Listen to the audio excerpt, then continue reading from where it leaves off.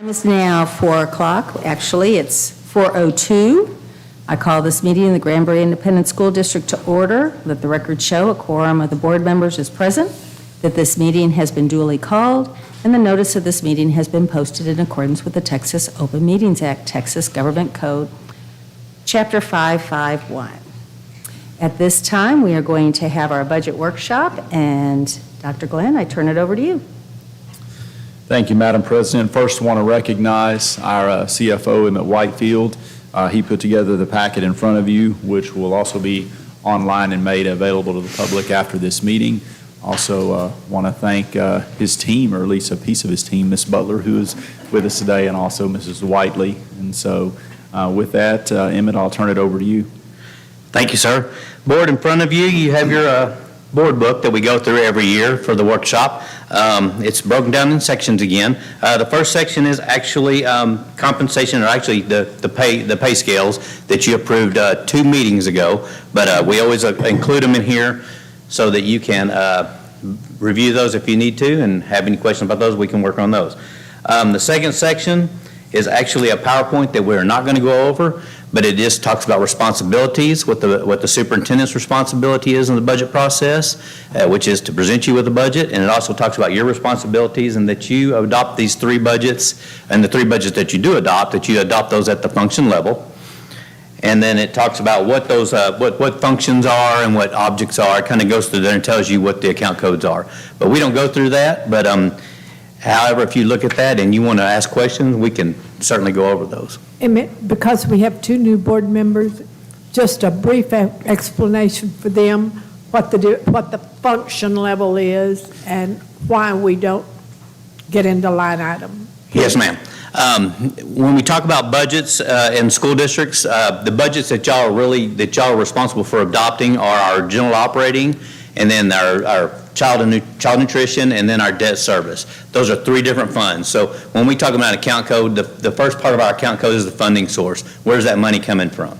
The second part of that account code is the function, and that is what area are we going to be using that in? Are we going to be using it in instruction? Are we going to be using it in the library? Are we going to be using it in the principal's office? Are we going to be using it in administration? Or will it be for security? That's what the function level is telling us. And then when we get down to the next part of the account code, it's the object code. And that's exactly what are we using it for? Are we using it for salaries, which are our 6100s? Are we going to use it for contracted services, which are our 6200s? Supplies are 6300s. Other operating are going to be 6400s, and then our equipment's going to be under 6600s. So when we talk about those, when we break those down in objects, and there'll be a piece of this workshop in this PowerPoint, and we'll talk about that. It just kind of tells us what was our funding, where are we spending it, and what is it, basically. Thank you. Yes, ma'am. And so the third part is going to be the PowerPoint that we're looking up here, and we'll reference some of these other tabs in here as we're going through that. The 4th tab will be the actual budget for local maintenance. The 5th tab will be debt service. The 6th tab is going to be child nutrition. The 7th tab will talk about our fund balance in local or general operating. And then tab 8 was just a couple pieces of information that I wanted you to have that we can reference as we go through the PowerPoint.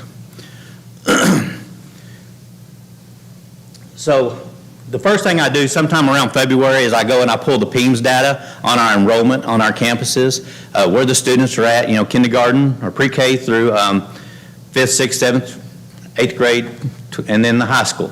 And I take that PEMS data and I roll it all up. Of course, I have to make a projection on kindergarten and pre-K because there's no real idea of where those kids are going to land and when they're enrolled. When I do that, I come up with a basic total number of students in the district. And when I did it this year, I pulled the demographic study and I was within 19 to 20 students. So I felt pretty comfortable with that number. So that's the way I based that. And so the total enrollment that I'm expecting is about 8,021. I know that I saw something on demographics this morning that it puts us about 8,040, somewhere in there. So we're pretty close to that. We're going to be right in that area. And then I calculated our ADA, which is the next bar on this graph, which is page 3 that we're on right now. I calculated that at 91%. Now we really want 94, 95, 96% ADA, but since COVID, we haven't been there. This year we are at 91, and when I budget pretty conservatively, so I went with 91%. So my ADA I'm expecting is going to be 7321 out of that 8,000 students. And historically, pre-COVID, it was pretty easy to hit 93, 94, even 95%. 95 on a good year, yes, sir. Yeah, and so, but talk to them just briefly about the difference between 91% and 95% in terms of dollars. Well, this morning, Ms. Graff and I did some numbers, and that was kind of showing her a difference in what 91% ADA as opposed to 95% ADA is. It's about $1.8 million. Because, you know, if we were funded on enrollment, we would get all the money we're supposed to get. But kids are going to be absent. So we, you know, between 91% and 95% was $1.8 million difference that we would receive from the state. So what you'll see this year is you're going to see a targeted effort on the part of administration to make sure we bring attendance up, because when you think about it in terms of, let's say, like teacher salaries, $1.8 million is another 3% raise we could have given our staff. Absolutely. Yes, sir. As we're moving along, on those students, depending on where they landed in that count, the high school we fund at $158 per student. At the middle schools, we fund at $123 per student, and at elementary is $98 per student. That is what we allow the campus to budget. That's not salaries. That's just what they're going to spend on their contracted services, on their supplies, on their staff development travel, or their equipment that they're going to be purchasing here. And not necessarily student computers, because there's a replacement schedule through technology that they do, but like the office computers, they would be responsible for those. The department budgets that are figured in here total $8.4 million, and that includes athletics all the way down through maintenance. And then our state program allocations are $2.1 million. That's going to be our GT program, our career and tech program, our dyslexia. And based on the numbers that we punch into our template, they kind of give us the numbers we're supposed to spend in that area. And this is, I mean, with our best guess of where we have students for those subpopulations, this is going to be our best estimate right now. But I work these every 6 weeks, and I kind of do updates for the program directors to let them know where they're at. And if we need to add more money to it, we come back and we move some money around to get them, because some of the programs will drop a little bit, some will go up, and we'll have to move those monies around so they have them in the right areas to spend. But that's what the state category scores. There are no new initiatives in this 22-23 budget, and our recapture right now is calculated to be about $6.3 million. And then the tax appraisal and collection are going to be $1.6 million and $185,000 respectively. The $185,000 is just for HCAD to collect for us. The other includes all 4 counties that we're getting taxes from. That's going to be the appraisal part. This TEA recapture, this is for this year or for next year? This is for next year. Okay. The budget we're talking about is for next year. There will be a page in here that I'll talk about what we're going to be doing for this year. It's towards the end of the slideshow, but we have an increase based on adopted budgets and what our recapture is going to be. But I'll tell you right now that what we adopted for our recapture is going to be higher. And in tonight's board meeting, you'll see another amendment for recapture, because TEA, and I think I've explained this before, but TEA is saying this is what we owe by August 15th. Then they're going to do their calculations, and they're going to send us some money back. Right. And then they're going to do a settle up, and I'm going to end up sending them money back. It's just a change of money back and forth until it's, Ms. Graff and I talked about this morning, it's gray until it becomes black and white. But we have to meet all their deadlines to get in that place. Right. Thank you. Yes, ma'am. We're missing a slide. I apologize. Looking for slides. I'm looking for 6. Nope, that's not it. No, I need to go forward.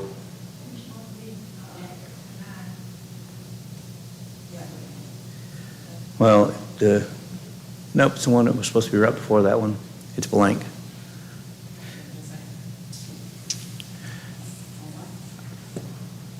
That's all right, I can talk about it. This budget does include the salary increases that you approved at the last board meeting. Includes $1,800 increase for teachers, librarians, RNs, and SLP assistants and SLP bachelor positions. It also includes the GTEI increases and 3% off the midpoint to all other positions. In addition, we talked about this before, but I want to read it out loud. is that we increased all bus drivers to a minimum of $17 an hour plus 10 cents an hour for every year of service to GISD. Bus driver leads were increased to $18 an hour plus 10 cents an hour for every year of service to GISD. And child nutrition workers were increased to $14 an hour plus 10 cents an hour for every year of GISD service. And then child nutrition managers were increased to $18 an hour and 10 cents for every hour or every year of service to GISD. That was the salary increases that you approved at the last board meeting. So I wanted to be sure that we talked about that and that we did meet those in this budget. No, and I just want to point out, we really made a concentrated effort in the last few years to take some of our lowest employees, lowest paid employees, like cafeteria workers and bus drivers, and elevate them to where we can be more competitive with surrounding districts. Yes, sir. So appreciate you for taking care of that, Emmett. Yes, sir. The next slide that we're going to look at here is going to be our health insurance on our TRS Active Care. We will be with that group again as well this year. On the primary and the HD plans, there were no increases. Under the primary, there was a $17 decrease, and then under the HMO plan, there was a $26.76 monthly increase for those plans. The district does include a $25,000 life insurance policy, and we also have a plan where we provide care flight coverage, and people are members of care flight so that it's covered under an insurance policy for care flight.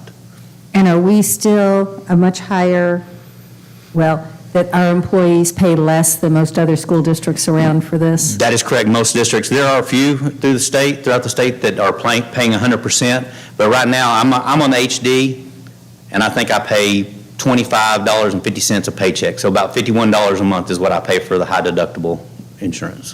And the amount the ISD pays is among the highest for sure in our region. Yes, sir. Very good. Okay, so now we're going to move into the general operating budget and what we're looking at to budget this year. The first page that we're looking for here is the general operating revenues, and you can see it on the screen and you can also see it in your book, but it's under tab 4 if you want to go to it to look at it that way.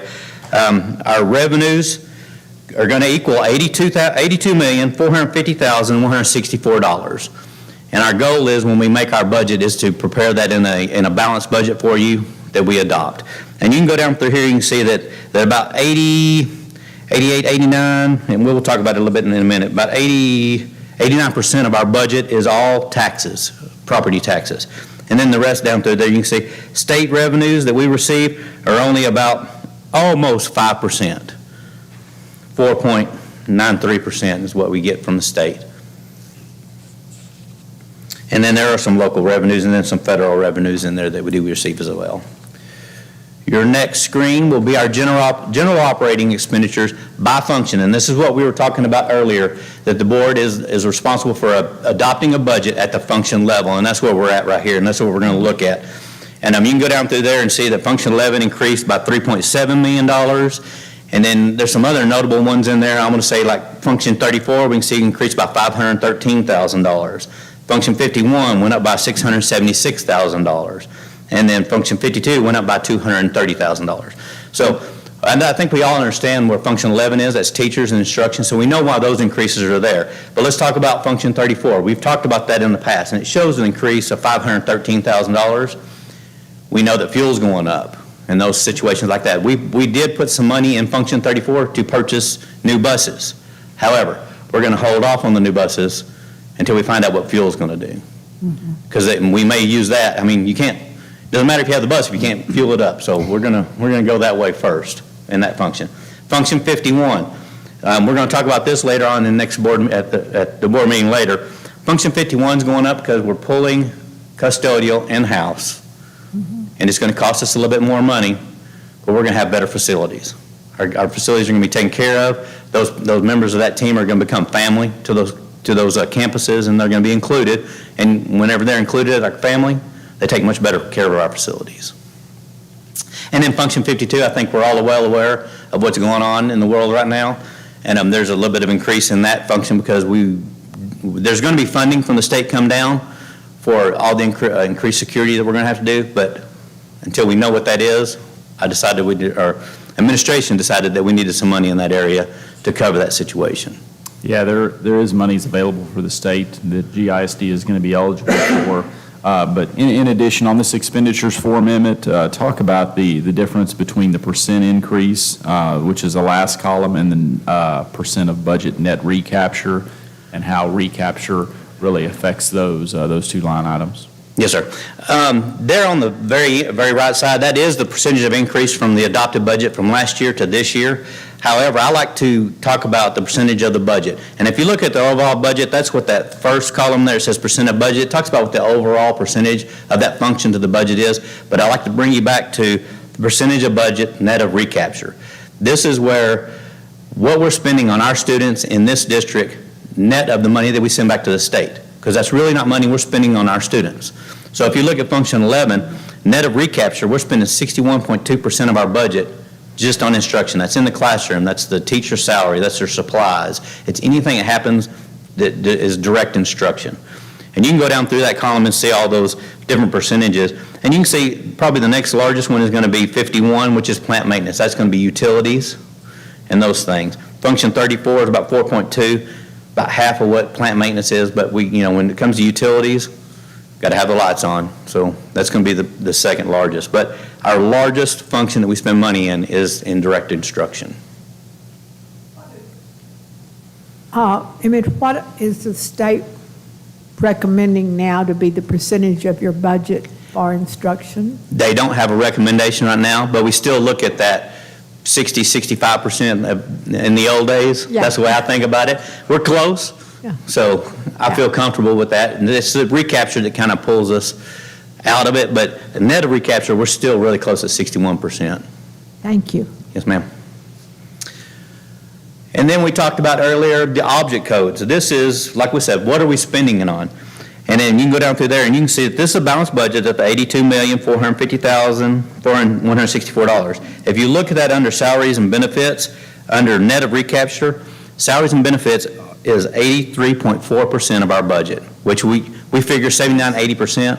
We're a little above that across the state. Is about 79, 80%. So we're a little above that. And those other categories, you got your contracted services, supplies, and then your capital outlay, which will be your equipment. And some of that equipment will be less than $5,000, and we won't capitalize it, but we put it under those so we can track it for insurance purposes.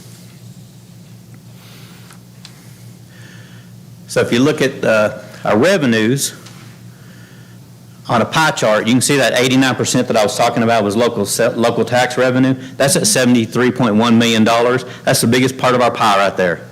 That's the most money we get in revenues. And then it's broken down. It says state revenue under there is the 5% up there. That includes our TRS on behalf. And TRS on behalf is basically it's a paper entry. It's not actual money that we're receiving, but TRS, the Teacher Retirement Service, we have those percentages that we calculate on everybody's check. It's what the teacher retirement is applying to retirement. So we have to count the revenue from the state to offset that. There's an expenditure in there that offsets it under the salaries and benefits, and it nets itself out, but it's really a paper entry. It's no money coming in, no money going out. It's all at the state level, but we record it as a revenue and expenditure. And then, of course, and you can see that on there, that's that red one. And then our federal revenues equal about $1.5 million to bring us to that $82.4 million revenue budget. What were our federal revenues last year? Do you know off the top of your head? They're really close to what they're on right now because they're budgeted the same this year. That's good. Close is good enough. That tells I will tell you it's going to be right about the same because it's still right there. The only thing that's different is that I've added the indirect costs from child nutrition that with our unrestricted indirect costs, we get to charge Amy's program, and it comes back to us. The next part of the budget is the expenditures, and you can see right there under instruction and related instructionals is 58.56%, and then instructional school leadership, you can see it's $4.9 million, and you can see how that affects the pie and what those percentages are, but it is a balanced budget at the $82.4 million. On our next screen here, you can see that last year, in 21-22, we projected spending about $9,800 per student, net of recapture. This year, we're looking at spending about $10,392 per student, net of recapture. So there is a little bit of increase. That includes all the raises and everything that we provided, including all the way down through the bus drivers, because that's going to be expenditures that we attribute to that as well. When you're doing this, how do you handle not knowing how much we're going to spend on substitute teachers? Do you have a percentage that you put aside for that? I have a standardized budget that I've used over the years, and I look at it from year to year to see where it's at. And right now we're about $600,000 on substitutes, and that's all benefits included. This past year we did not spend that amount in substitutes. There were a lot of days we had Just couldn't get 50-60% sub fills, so we did not. Okay. So we did not use that budget. So some of the budget amendments you see get moved around, it's been moved around into different places that, fuel for one thing. Pre-COVID, we'd budget about $500,000 in subs every year. We ended up increasing what we were paying sub-wise. In 2020, we tried to continue to increase that budget just because we want to be able to attract subs. However, like Emmett said, we still have historically spent in that $500,000 range on substitutes annually.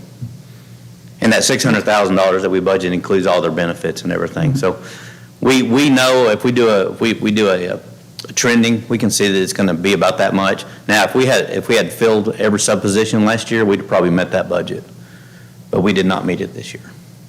So the increase that we're planning on doing this next year, if they do 15 days or more, you've got that planned in there. It's good. It's in there. Perfect. And if we start having fill rates like that, I'll be glad to put more money over there if y'all approve it. Keeps our staff from having to go out there. Exactly.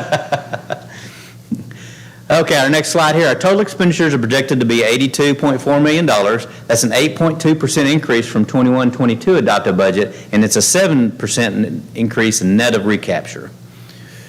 The proposed expenditures per ADA is going to be $10,392 per recapture, which we just talked about, and last year it was $9,808. Function 11, instruction, makes up 61.2% of our total budget, net of recapture, and in 21-22, it was 60.4%, so we went up there a little bit.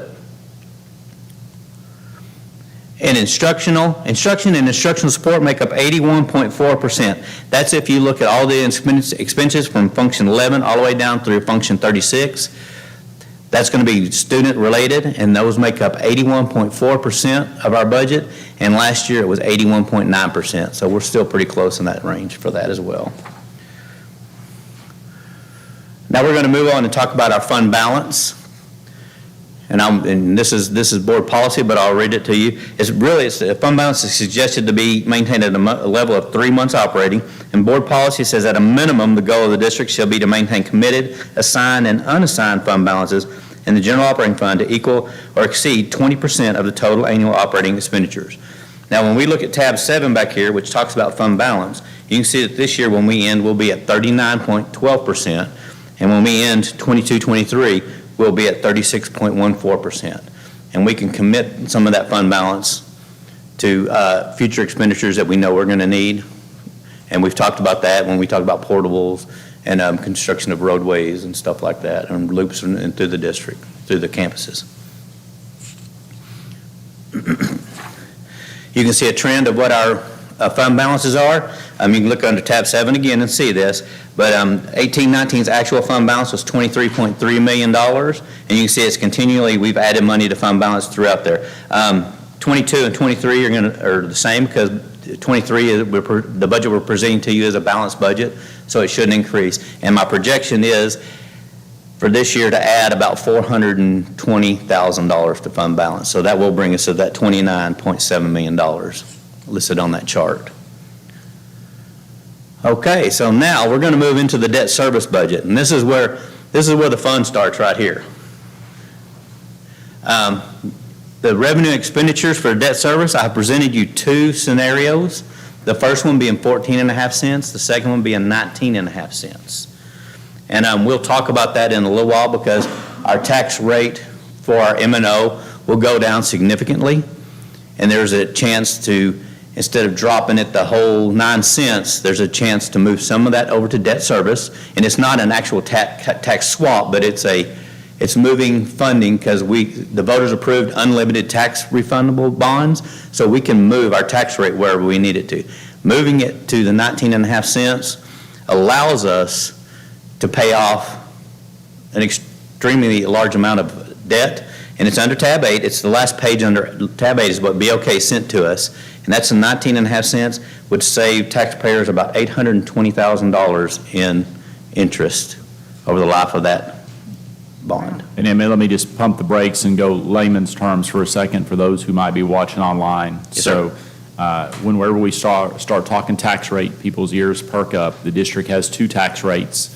Now when people receive their tax bill, they just see that $8.88. Yes, sir. But we know that we break it down into 2 parts, debt and then operations. On the debt side, it's 14.5 cents. And that's approved through voters as we sell bonds. On the operations side, it's formula driven, which kind of changed with House Bill 3. And so just briefly talk about the how the values, the increase in values are going to cause us on the formula side to basically suppress our tax rate, say right around the 9% range. And then the decision the board will make as it relates to shifting some of that money over to the debt side so that we could pay off our debt quicker. Sure. There's a slide in here later, and we'll go over this again, so this may be reiterating what we're going to talk about in a minute. But House Bill 3 created a situation where they called it a maximum compressed tax rate. Maximum compressed tax rate said this is as much as we're going to allow you to charge for M&O, and it cannot grow more than 2.5% a year. Now, the state expected property growth at 4.36%. We exceeded that. So the formula that they used for the 4.36%, but not allowing it to grow over 2.5%, gave them a tax rate that was significantly higher than what we're going to be able to charge. We grew at 18.54%. So when you plug that into the formula, we drop below the floor of what TEA says we can charge. And there's a statement in here, and I'll read it in a minute on the slide. It talks about no school district will be able to drop below 10% below any other school district in the state of Texas. And when they do that, they use this calculation. So we fall below that, so we will hit the floor on M&O tax rate. So having said that, last year, and I apologize, I'm not on that page just yet, but I'll get there. Last year, our M&O was 94.38 cents. Our M&O this year will be 85.46 cents. So we're talking 9 cents that it's going to be dropping. And we'll go over that again in a minute, but that's going to be the gist of it. We're going to be dropping 9 cents on the M&O side. And this also means with that tax rate that we can kind of move the money, or that money where we kind of want to. It also means we couldn't keep it in M&O because of that compression rate. So we couldn't use it to like give even more raises if we wanted to. That is correct, because we cannot go above the number that they give us, and it's actually the floor. We can't go above that number that they give us. So basically what we do is a defeasance and shift some money to the INS, pay down debt. So you still reduce the tax rate, but you move those cents from M&O to debt, and it allows us to pay our debt off early and get the district out of debt, and thus saving taxpayers thousands or hundreds of thousands of dollars.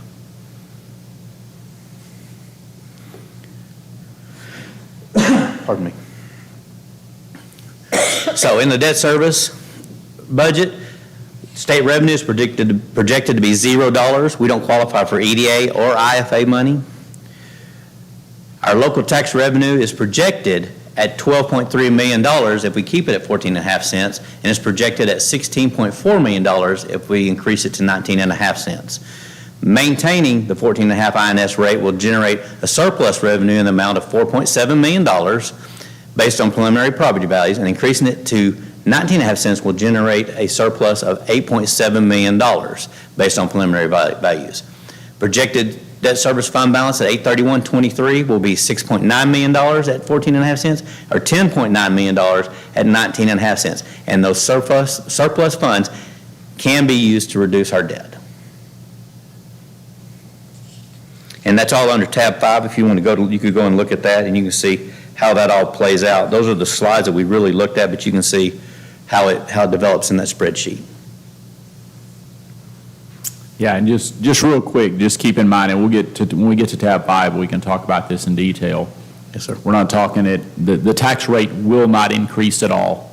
What you're going to decide is how much you want to increase the tax rate or how much you want to shift in the form of a defeasance to the INS side. But it certainly will not in any way, shape, or form increase above what it was this year. And we'll go through a few more scenarios here that'll kind of show you what the total tax rate's going to be and everything. This is just, the next chart is just a chart. The last two columns are 22, 23, and it's just showing you the 12.3 million or the $16.4 million. And then our next slide, I only show the $7.6 million because that's all our bond indebtedness is set up for next year unless we go with the defeasance with a higher tax rate, or even leaving it at the 14.5, we can do a defeasance. But either way, this is what we're tied to for next year's expenditures.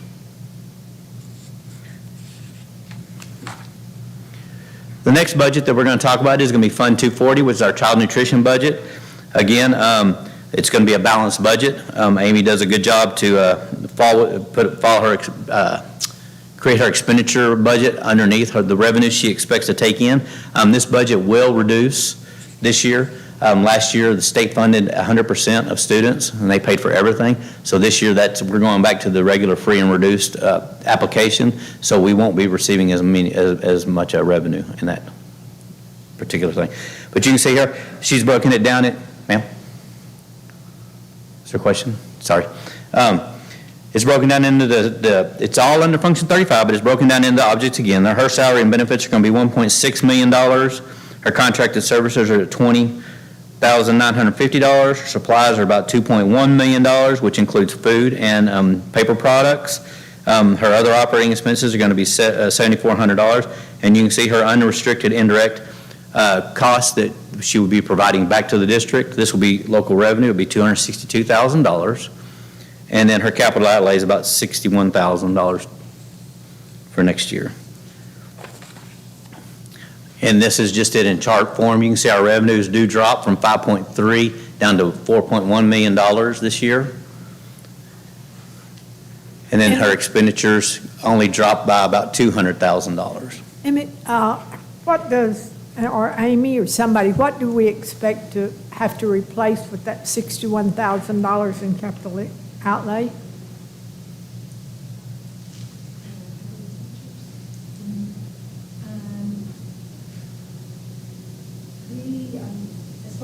As far as replacing equipment and things like that, we're going to be looking at replacing quite a few things to be able to increase our fund balance for next year. We are expecting to get hopefully, we're expecting to get our dish machine in before the end of August. And then we're going to be looking at all the different equipment throughout the district to see what we can replace, along with a lot of other things just to improve. Thank you. So they're very specific on how we can spend the money, and what Emmett and Amy are working on is a maintenance schedule. So think about like our roof replacements, how we went around and made sure that every campus had a new roof, and so we'll bite off a small piece of the pie every year until we can get every campus's kitchen and serving area upgraded. So we'll talk about, I'm sorry. Will everything already be done at Bronner for the expanded kitchen? No, ma'am. Unfortunately, we weren't able to do that. We were hoping to have that done by the end of next summer. So you'll be using some of this money to go ahead and finish the expansion of Bronner. Thank you. Yes, ma'am. Under tab 6, when we get there, we'll talk about this a little bit. She's going to add about $900,000 to her fund balance this year. She falls under the same rules we do on fund balance. She only needs about 3 months operating, and she's going to have more than that. Because when she ends this year, she'll have about $1.3 million in fund balance. In the TDA audit, that's not a good thing, and she's got one of those coming up. However, every district in the state of Texas is having the same problem that she's having because they were funded at 100% last year. So what she's tasked with is coming up with a plan of how to reduce that fund balance. What we're going to do is we're going to look at every piece of equipment, dishwashers, ovens, tables, everything. We're going to just replace everything we can to bring her fund balance down where she needs it to be. And when she has her TDA audit, she'll have that plan in place, so they'll see where she's at. And it's not going to be foreign to them, because every district in the state of Texas is having that same problem. And we may get into this in later issues when you're getting down into the real nails, but just like with fuel costs, we're seeing a huge increase in food costs, and you guys have obviously taken that into account. And we are a part of a cooperative, and they do negotiate the best prices they can get. However, we'll be in the same boat as everybody else, and we'll be paying more for food. But purchasing and that co-op will negotiate the best price that we can get. And later on tonight, she's going to talk about our Learn. Right, and she will go through that, because that'll help us as well in those costs. You can see like that. That's the expenditures. Okay. Now here's the projected fund balance. We're projecting her fund balance at the end of this year to be $1.3 million. So with the balanced budget, we project that to be the same at 2023, unless we get through those expenditures and we can reduce that fund balance, purchasing equipment throughout the district in her kitchens.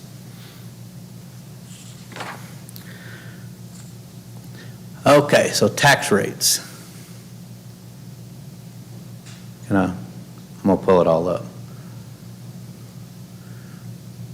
We made it look better on the screen than it is in your books, but it's the same information. So what we're going to talk about here, the rate is set by you as a school board. The maximum rate that we're going to be able to set for M&O is going to be the 99.96, and it has to do with the maximum compressed tax rate, and must maintain a debt rate that serves our needs. However, we talked about this just a minute ago. The current tax rate is at $1.888, and then our M&O, that makes our M&O 94.38 cents, and our debt service at 14.5 cents. This year, with our maximum compressed tax rate, our M&O is going to be 0.8546, 85.46 cents. In the back of your tab 8, there's a letter from TEA. Some of us have looked at it and read through it, and it talks about when you do that formula funding with our maximum compressed tax rate, there's a floor down there, and under that section that says limit on local compression, you can see that our limit that we're going to be at the floor, is going to be 80.46 cents. Now, added on to that, if you look on the very back page, is the 5 golden pennies that we voted on in 2021. So our maximum M&O tax rate for this year is going to be 85.46 cents. And then below that, under debt service, I have 2 scenarios here with 14.5 cents or 19.5 cents, and that's going to be the purple.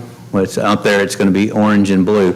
But in your book, it's the purple and blue tab at the 99.96 cents total tax rate, or the 1.0496 tax rate. And that's the 19.5 on the debt service for that particular tax rate. Any questions about that? So on your graph, it really, the purple, It's orange up there, but it's purple in your book, yes. okay, it should reflect 94 cents, right? Because that would be actually the bottom? No, that's the top. This is the total tax rate. Okay.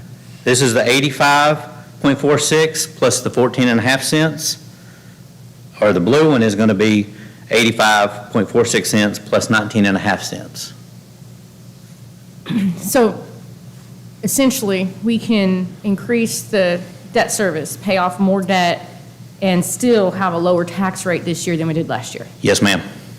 I got you. So scenario 1 Yes, sir. is just showing it, dropping it down as low as we can. That's the 14.5 cents. And so, making sure I'm looking at the right colors, I don't have it in front of me. So orange would be taking it down to the bottom of the formula for M&O. Taking it bottom of the formula for M&O and having it at 14.5 cents. And then blue is adding the nickel back on the INS side. Yes, sir. Which still lowers the tax rate below Yes, sir. where we were. It this lowers current it by fiscal year. 3.92 cents. So just so you guys understand just the rough math, and there are a lot of things that go into these calculations when bonds were called and how they were structured. But for the most part, by adding the nickel back on the INS side. I believe we looked at it in a rough sketch, about 10 to 11 years, all GISD debt is paid off. So that's currently, I think we're at 95-ish, 93, 95. 93 $93 million. And so we're about to make a principal and interest payment on that in August. It'll drop down to about 88. Yeah, because we'll make, not only will we make a principal and interest, but we'll also do the $2.3 million defeasance that y'all approved last August. And I know you'll get deeper into that scenario in a second, but pretty much that nickel takes a bond package that would have, I think all our debt would have been paid down in about 2040. This would pay it off in roughly 2031, so we're going to get about 10 years, maybe 11 years sooner. Saving, yes, sir, saving a great deal of interest. Yeah, and so, and just to put it in perspective, taking all 9 cents and dropping it over to the INS side would do it in about 7 years. So, so it's a big difference whenever you can start prepaying these bonds down, and that's why we brought it to you for consideration. And again, you don't have to, and we'll still pay off our debt in 2040. But if you want to pay it off quicker, here's an option to do it and still either lower the tax rate a little bit or maintain the same tax rate for our community. And next month, when I bring this back to you, if that's what you decide that you want to do, we'll bring a defeasance, and I'll have a BOK work that defeasance up to show us what that's going to be. That'll be approved in the budget. The budget will be approved, then the defeasance will be approved, and then you'll set the tax rate. Because you set the tax rate to meet your budget needs.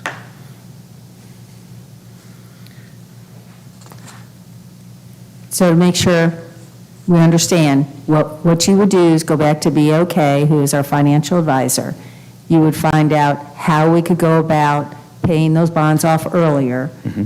And then from that, then we would set the tax rate after that because it's going to change the budget slightly. Right. We would adopt the budget. Just want to make sure that we put it in would adopt the layman's. budget to meet like we want it to meet our needs to pay for next year. Then he would have the defeasance. I would bring that to you. You would approve the defeasance, and then you would know how much you would need to set the tax rate at. Thank you. Yes, ma'am. And then this next slide just tells us that we expect 99% collection. I can tell you that we exceed that. We hit 101%, and it's based on penalty and interest, but 99% is where we budget at. Okay, in conclusion, so we're getting down to the nitty-gritty now. General operating revenue projected on preliminary values will be $82.4 million. G&O proposed expenditures will be a balanced budget at $82.4 million. It represents a balanced budget with an increase of $6.2 million, or 8.2% overall, and we know that that's 7% net of recapture. We talked about that a while ago. And well, there it is, right there's the next slide there. General operating is projected to fund at the end of 2023 is projected to be $29.7 million, almost $29.8 million. And we have no new initiatives in this budget. Included is a recapture payment of $6.3 million, which is an increase of $1.2 million from the prior year adopted budget. However, I can tell you that right now we are currently at $6.5 million due for this year, and that includes settle up from the prior year that we talked about a while ago, going back and forth, and what they expect us to pay at August 15th. Again, when we pay that at August 15th, they'll do some recalculation and they'll send us some money back, and then they'll do a settle up and we'll send them money back. So, like I said with Ms. Graff this morning, we talked about everything is gray until it's black and white, and there's no way to hit that nail on the head until they finish up all of their calculations. The increase of property values this year was 18.54%, significantly higher than the comptroller's projection at 4.36%. We're still under maximum compressed tax rates for M&O. In order to here's what I was going to tell you about this a while ago, and it talks about the bottom tier. In order to maintain rate equity, no district will have a maximum Tier 1 tax rate lower than 80.46 cents. Now, that's the floor, but then we get to add our five golden pennies that they allowed us through House Bill 3. So our tax rate is looking at 85.46 cents. And just for our new trustees, explain the golden penny and how it's funded differently than a traditional penny the GISD receives from The the state. golden penny was developed through House Bill 3. When they did compress our tax rates, they allowed us 4 cents automatically. The 5th cent had to be voted unanimously in 2021 to get that 5th cent, and it was kind of a trade-out in House Bill 3 to keep our tax rates where we could fund our schools, basically. The total tax rate proposed at the 14.5 cents is 99.96 cents, and that is an 8.92 cent decrease from last year. The total tax rate, if we go to the 19.5 cents in debt service, will be $4.96, and that's a decrease of 3.92 cents from last year. And you can see the breakdown there for M&O and debt right below it. M&O doesn't go below 8.546, and then you can see the 14.5 and the 19.5 there. Get these up here. You can see that over the years, the total tax rate and the M&O tax rate you can see going down. The debt service, it only dropped there at the 1920 year when we went from 15.5 down to 14.5, but you can see we continually lower the tax rate at the board level. So y'all have done that as custodians of the district's tax rate. Oh, there's one more there. What are we doing? Okay. So the conclusion, child nutrition will adopt a balanced budget, making projected fund balance $1.3 million. Debt service will produce a $4.7 million at a proposed rate of 14.5 cents, making the fund balance $6.9 million.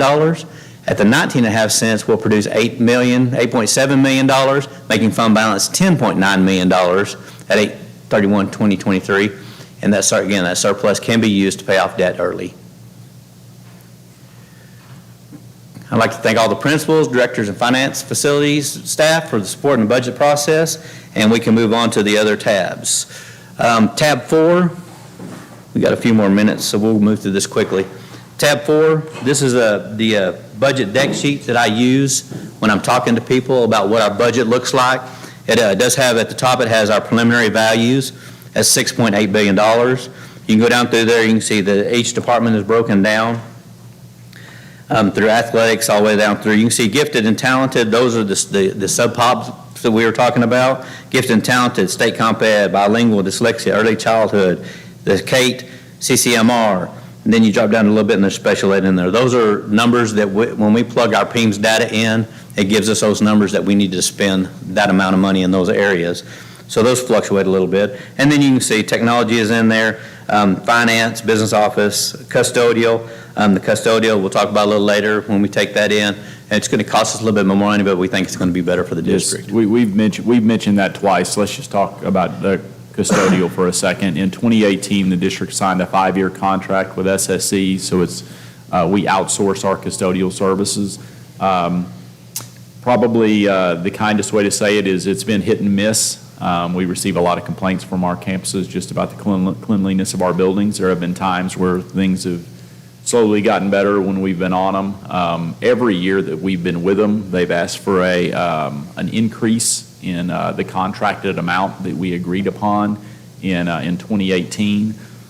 This year, we denied that increase because I believe we received, well over 60 complaints. Yes, sir. I have 60 separate complaints. Yeah, it's from just across campuses in the district about the cleanliness of our buildings.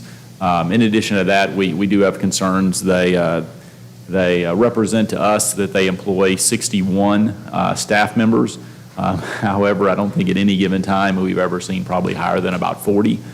So it's our general feeling that like any for-profit agency, that they're trying to maximize their profits, and it's happening at our expense. And so when we denied their cost increase, and everything is going up, we're seeing over 9% inflation. So they're having a hard time maintaining the levels that they were at in 2018.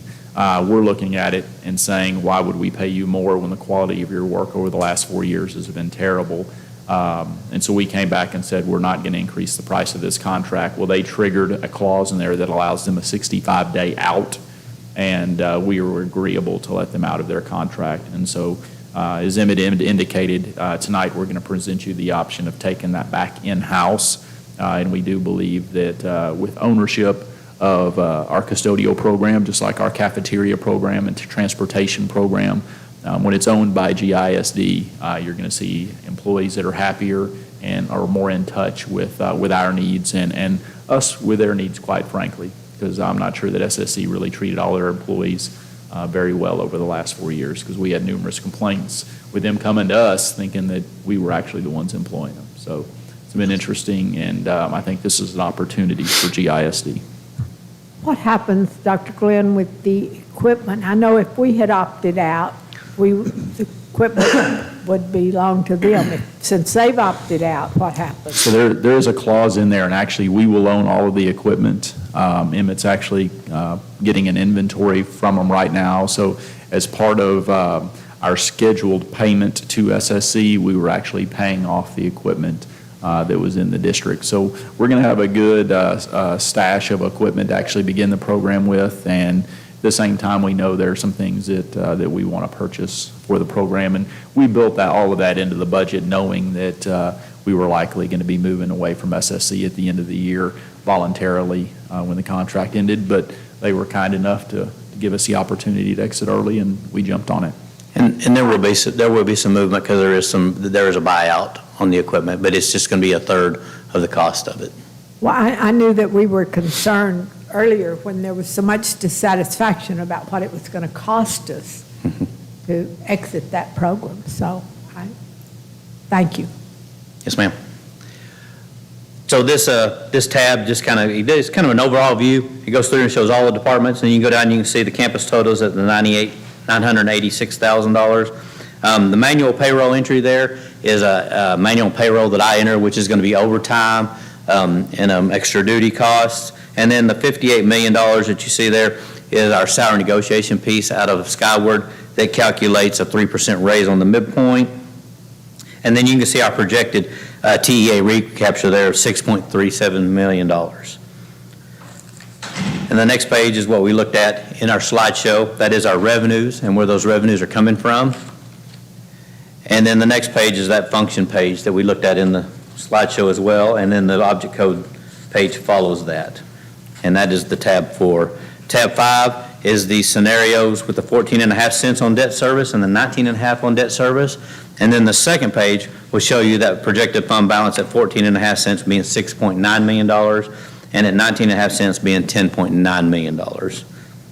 And that's before we talk about the defeasance that we're going to do. Yes, ma'am. And again, that nickel is arbitrary. We're just giving it to you guys as a scenario. It could be 3 cents, it could be 8 cents, wherever you want it to be. A nickel seemed to be nice, even number. And it also allows us to kind of do some quick math if you want to change it.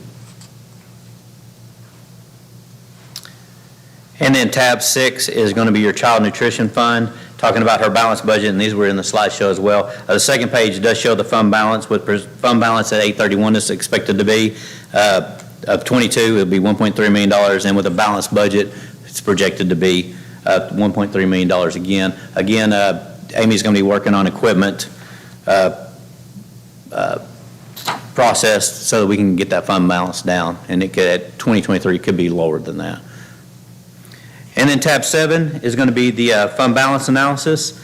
The first page is the 21-22 projected fund balance. You can see there that we start our unrestricted fund balance at $22.8 million.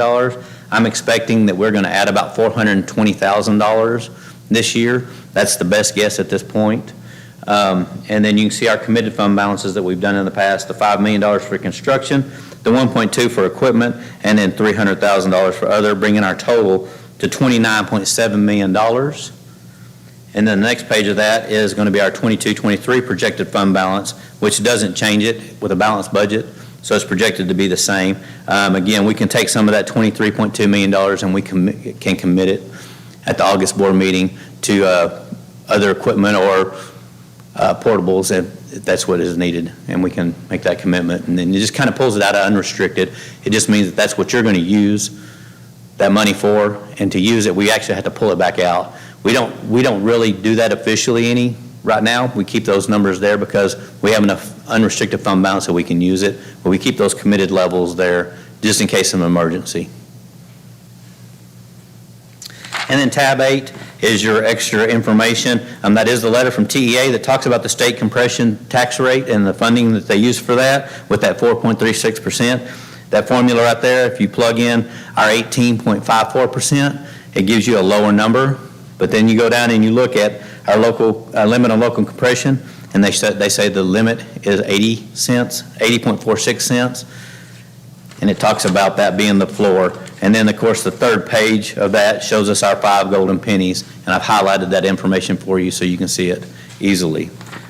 The last piece of information in that tab 8 is BOK's workup at 19.5 cents, and you can see that's what the budget will look like at 19.5 cents with revenues of $16.463 million and expenditures with the defeasance being $16.46 million.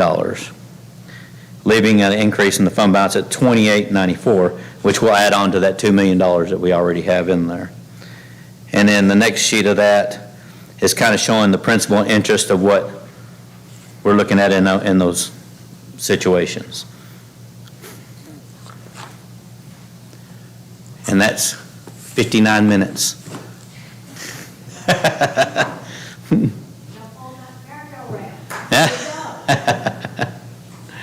Are there any other questions that any of the board members have at this point?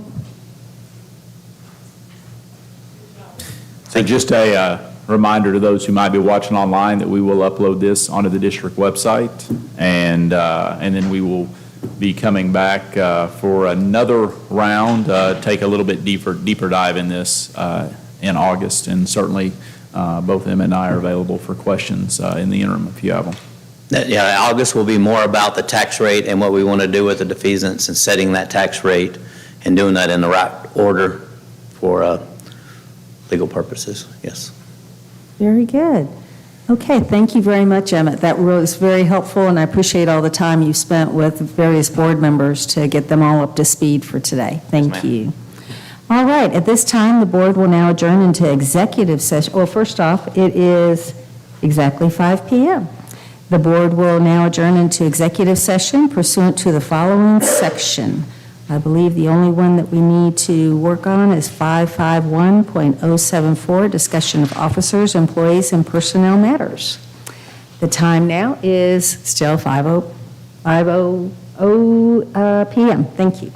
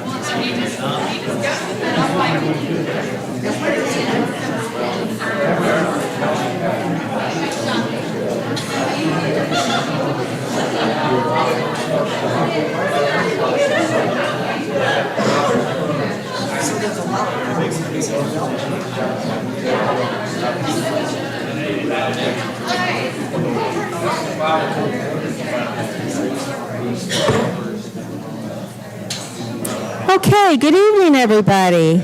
Glad to see you here. Cooler here than it is outside.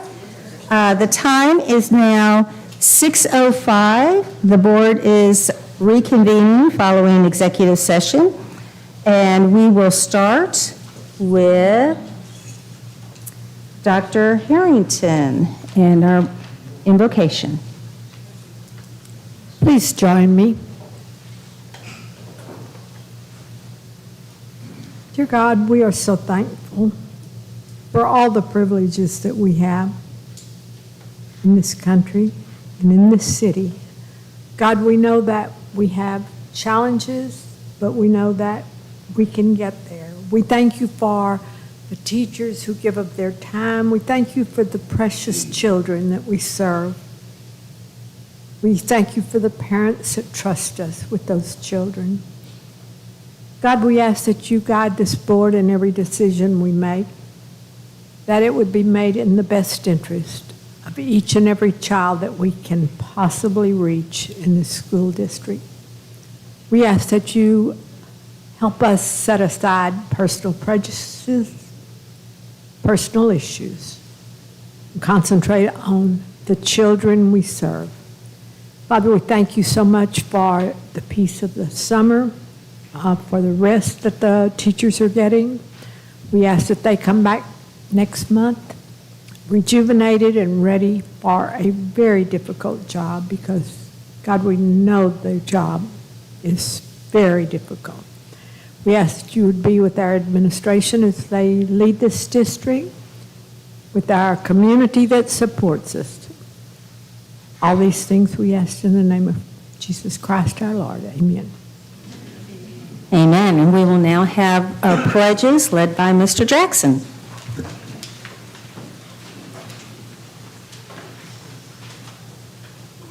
Please join me in our pledges. Pledge allegiance to the flag of the United States of America and to the republic for which it stands, one nation, under God, indivisible, with liberty and justice for all. Honor and protect this flag. I pledge allegiance to thee, Texas, one state, under God, one indivisible.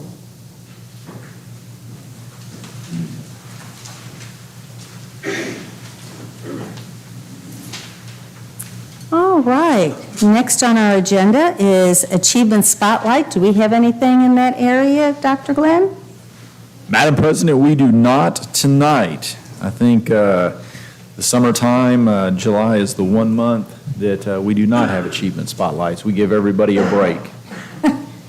Well, it doesn't mean that they're not doing some great things, so I appreciate it. Well, then from there, we'll go to Superintendent's report. Thank you, Madam President. Well, there are there's no one to brag about in achievement spotlights, but I do want to brag into my report on a couple of things that are happening in the ISD. First is our new Director of Communications, Lisa Oliver, is in the process of restructuring our district website. And so if you go to our district website, or if you have like your cookies saved on your district website, you may see a page that says this page is no longer here. It's been relocated.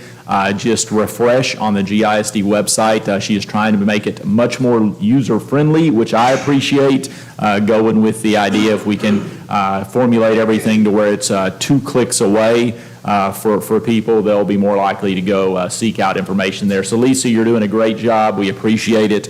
Also want to thank Leah Dawson who is our new our student services coordinator, and she is actually implementing our new library materials policy. She's only been on the job 6 days, and so she's been working incredibly hard during those 6 days, not only ensuring that our new district's policy, which is very comprehensive, is implemented properly, but she's spending really time with the librarians on what the policy looks like and how it best serves the students and community of GISD.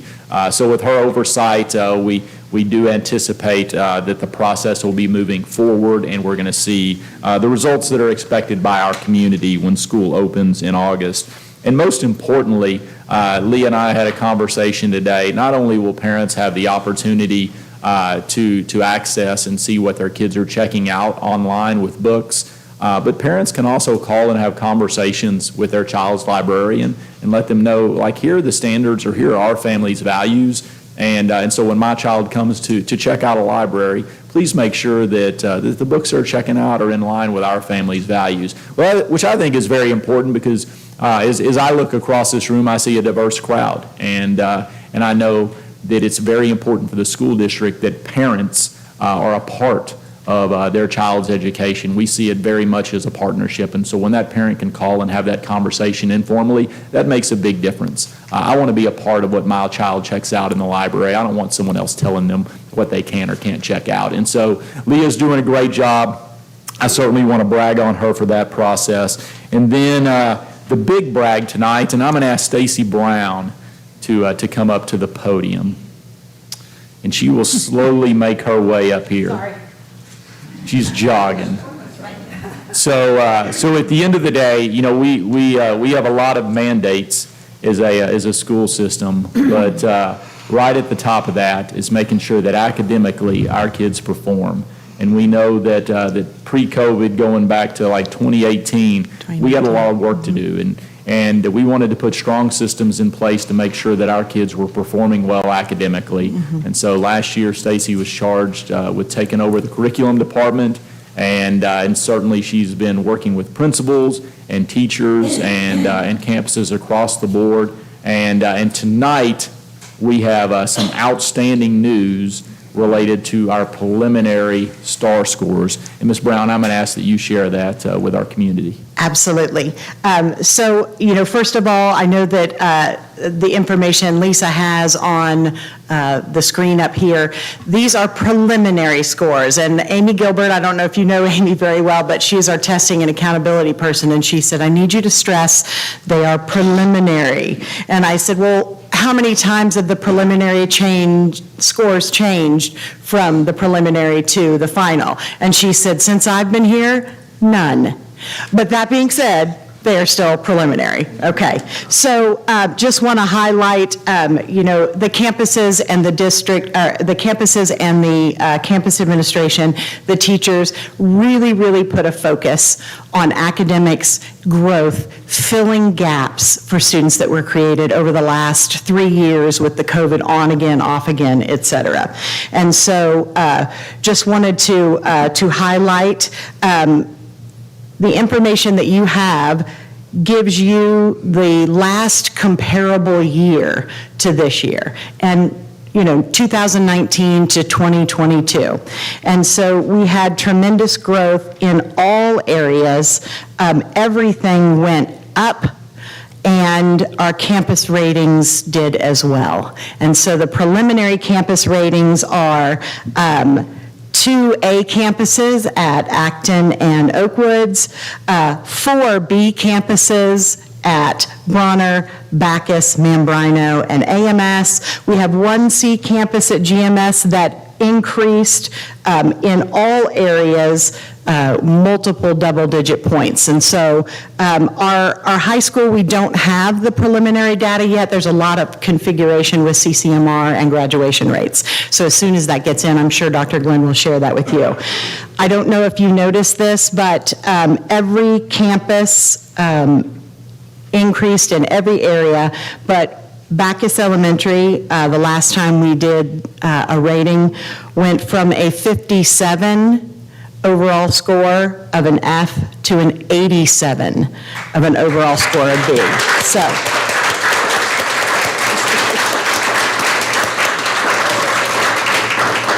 Julie and her team, along with all the other principals, were very, very dedicated, very, very targeted, very pinpointed in on getting the kids back on track, getting our scores where we know they should be and we want them to be, and they've already started in with their planning for next year as well. So continuous increase, great preliminary scores. Just wanted to say that one more time in case Amy Gilbert was watching. All right. Any questions? They're so good. Yes, these are exciting to see. Could you go into a little bit for maybe people who don't quite understand the difference between the approaches, meets, and masters? Sometimes there's a confusion that if we don't all have masters, then we're not doing our job, and that's really not the case at all. Absolutely. So different tests, this is approaches, meets, and masters on all tests taken. So the individual content areas may have different results. So we may have a different in the math of that grade, et cetera. But approaches is basically on your way to what we would consider retaining the content and doing well. Where meets is a higher standard than that. It's about, depending upon the test, it could be 10, 15, 20 points higher. And then the masters is basically at the 90 percentile or just under. And so the numbers that have grown really indicate that there was some focus in on our students to get them from meets to masters, to get them from approaches to meets, and making sure that everybody is moving up the ladder, not just passing at the approaches rate. Does that make sense? Okay, awesome. Our goal, of course, I know Tammy shared with you guys, is that we want to be at 90, 60, 30. We want 90% at approaches, we want 60% at that meets level, and then we want at least 30. And you can see we had to adjust our goals again because we had hit it already. Then you have the second indicator of the school progress domain, and basically school progress has to do with academic growth as compared to like campuses with regard to various subpopulations, economic disadvantage percentages. And so that kind of covers just how the whole school is progressing comparatively. And then you have the closing the gaps domain, which has 14 different indicators that are possible, but that's a variant that can happen from year to year. So there are 14 different groups that we are graded on, but some of us don't have the numbers of students to make the group a counter. So you have to have at least 10 students in a variety of different areas. And so one year that may count for us, and then the next year it may not. And so we have varying levels there. Any other questions that you can think of? Excellent work. Oh, they are amazing. Excellent work. I'm so Amazing. proud. Can we have all the principals stand up? I want to give them all a big round of applause.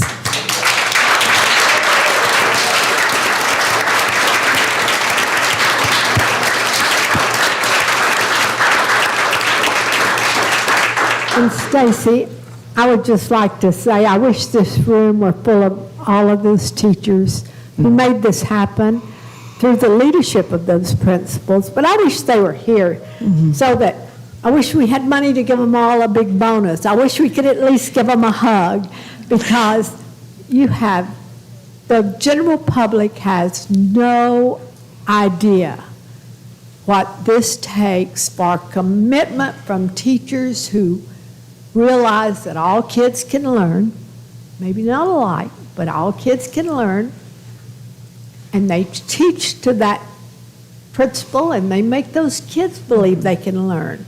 And when you have a campus that jumps 30 points, that wasn't an accident. Right. That is absolutely a hardworking group, and where every campus improved. That wasn't an accident. That has something to say about leadership at this district level. So, thank you all. God bless you. One other thing I would also like to mention is we're looking at pre-COVID versus post-COVID. I'm going to be really interested when we start getting region data and we start getting state data. Here we have gone from pre-COVID to post-COVID up. And I don't think you're going to see that at all schools. So thank you. And I think that's in large part to the fact that in June, we opened with in-person summer school. We jumped off of remote learning early and stayed open to in-person instruction. And so, a shout out certainly to our city and our county, who were great partners during the pandemic to help provide us with the supplies and resources necessary to stay open. So we're grateful to those entities as well. Thank you. Thank y'all. Great job, Stacy. Anything else, Dr. Glenn? Madam President, that is it at this time. I think we had a budget workshop beginning at 4 o'clock today, and I know Mr. Whitefield will give us a short summary of that here later on in the meeting, but I do want to thank he and his entire team for the hard work they do in not only preparing the budget, but also getting us ready to adopt a district tax rate, which will happen next month. All right. From there, we will move on to public comment. We have 6 today, so we will go ahead and allow for the 5 minutes for each. And the first one we have is Rhonda Williams.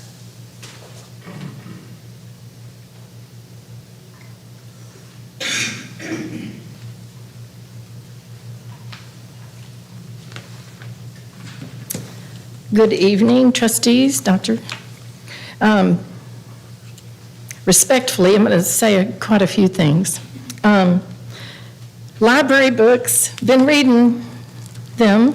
This one was mine, one of mine. Fans of The Impossible Life, I implore you to remove that from the GISD library. I'm not going to read from it. But just to give you an idea, we have pedophilia in here. So there's a 15-year-old and a 25-year-old having oral sex, which I think is inappropriate for any grade level in GISD. There's also shoplifting, theft, which the particular student enjoys because he gets a rush, stealing things, shoplifting, and then selling the merchandise, another felony. And then there's drugs. It's occasional drug use, but it's smeared throughout the book. So there's street drugs and then prescription drugs that aren't theirs. So it's a hard read. And the bathroom scene with the oral sex, kind of gets in your head. So I personally can't believe who graduated from the school, who had 2 of my own kids graduate from Granbury High School, that you would have this in there. This is your legacy. Read it.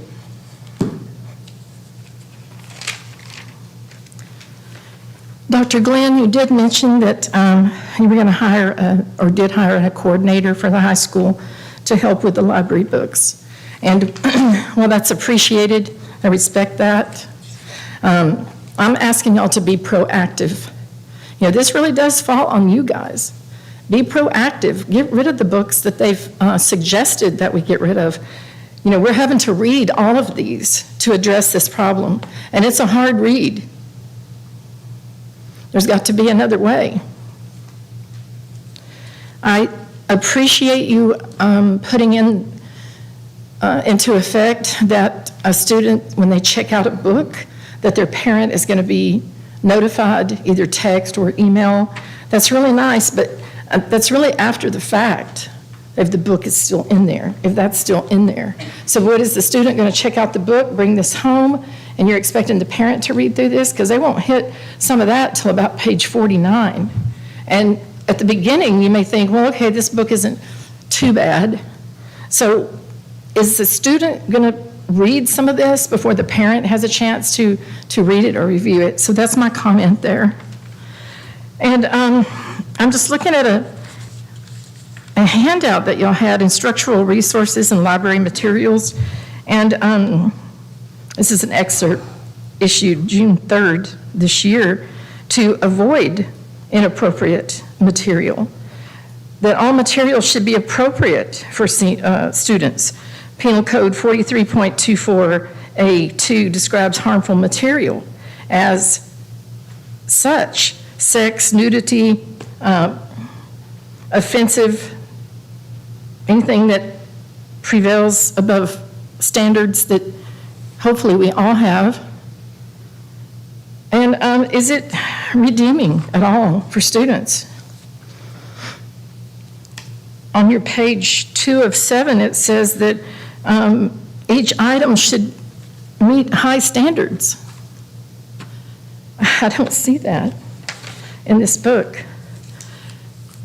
So another comment, just on the Tim Tebow bill that y'all, even though the Texas Senate passed that bill, GISD trustees, y'all disagreed with that and voted no. But my comment is mostly to Mr. Jackson, that you made a comment that your wife was a UIL coach, and so you felt like that was, a conflict, so you're going to vote no.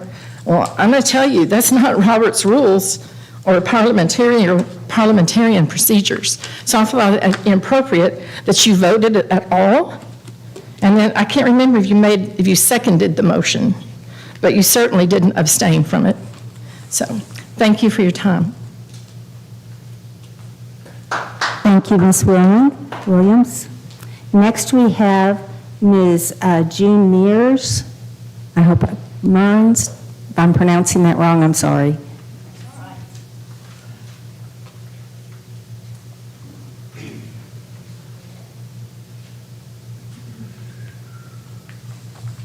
Thank y'all. The last time I was here, there was awards for so many students, teachers. It was amazing the amount of scholarships that were given out. So you're doing a lot of good things. There's a lot of good teachers, a lot of good principals, a lot of good things going on. But y'all, we've got some concerns here. There's some things that are going on that I know everybody gets busy and you can't do everything. But when something's brought to your attention, that's when you need to address it. And there's been some things brought to your attention. Last time I talked about it, I was reading a book. It's taken me over 2 months to read one of these books in question because it's vile. It's out of my age appropriateness, so I certainly don't want it in the hands of children. On the GMS page, one of the pages in the school system, it says their library policy is they rely on the student to make the choice of the material. Y'all, that's not right. Y'all are molding these young minds, and you're creating leaders and future businessmen and so many people that are going to run our world, and we don't need to corrupt them with this material. I have argued with myself today about reading some of this out loud. And this book is in the GMS library for years. It's not a new book. It's a book that's been there for a while. It's been brought to your attention that it's vile, that it's pornography, that it is not age appropriate for our young people in your school, but it still sits there. I'm going to turn in my report, ask you to read it as well, take through all your, and I appreciate y'all redoing your policies to get some more action in. But my heart just feels that if a book list is brought to you, I hope that y'all have said, okay, we're going to take these books on this list and we're going to pull them from the library. And we'll read them and we'll evaluate them and we'll make sure they're educationally curriculum based and that they're age appropriate, and then we'll put them back if they're not fitting. Or we'll take them out altogether. But please don't let them stay in the libraries where the children can go and get it until you make that review. I looked up on penal code, it said it is illegal to traffic pornography to those under 18. So if you're brought aware that there's pornography in these books in our school systems, you're each held liable under prosecution because you're trafficking this material to these young people. So I just beg you to amp it up. You're on the move. I see it. You're taking the action. Let's just go one step further. And there's a paragraph here I would love to read so that you can hear the vileness. I just can't bring my heart to say these words. But it is a sexual, aggressive, forceful interaction that these young children do not need to be introduced as the beautiful creation of what the Lord has designed, that interaction between a husband and a wife or two people that love each other. This is not an example of what we aspire. Y'all aspire for greatness. I come from a long line of educators. It takes a lot of effort to do what y'all do. The teachers, you, the principals, it takes your blood, heart, and soul. Don't throw it away. Do not let the evil come in and take over.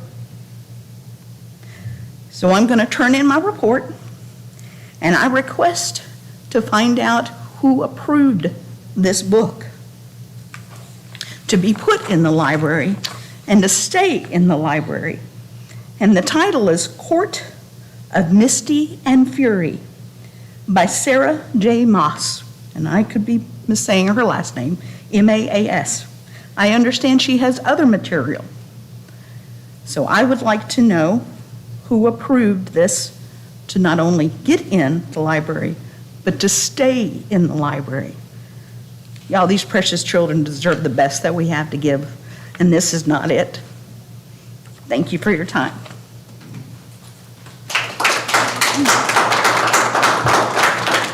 Thank you. Next, we have Mr. Daugherty.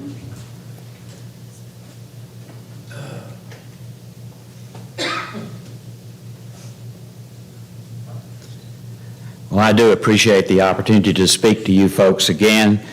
The last month, I listened to a person who, I'm going to call him a young man because he's much younger than I am, that gave us a quite lengthy history of our forefathers and their concern about the tyranny of the minority.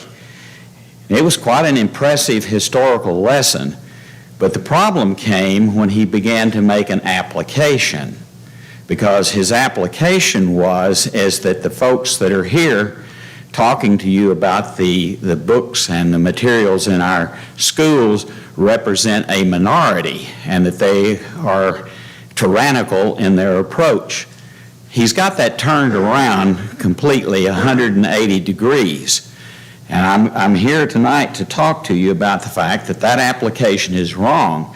The people who are talking to you, myself included, represent the majority in this community, not a tyrannical minority. And if you don't believe that's true, it will be put to test in November when 3 of y'all have to stand for re-election. We will find out for sure where the majority is at that particular point. In a previous board meeting, I think it was Mr. Jackson that made an impassioned plea for a period of grace in order to deal with this. And he expressed the fact that he felt like that the board, with the efforts that they had taken and the good things they had done for this community in education, were deserving of that period of grace. The problem with that is grace is not earned. Grace is given. And from my perspective, this board has been operating under a period of grace granted to it ever since April, when this issue first appeared as a thing for y'all's consideration. And sadly, time is running out. There's less, or probably just about a month before school resumes. And what we need now is action. We've seen a lot of process introduced into this, but there needs to be some administrative action taken prior to the opening of school. And the administration is not going to be able to take those actions, even though they have the authority to do it, unless they have the assurance of this board that you have their back when these materials are removed. We should not open the schools in August with these materials still in the library and available to the children. And you've seen enough evidence already to know that that's true. And I do believe that in your heart, you know what is the right thing to do.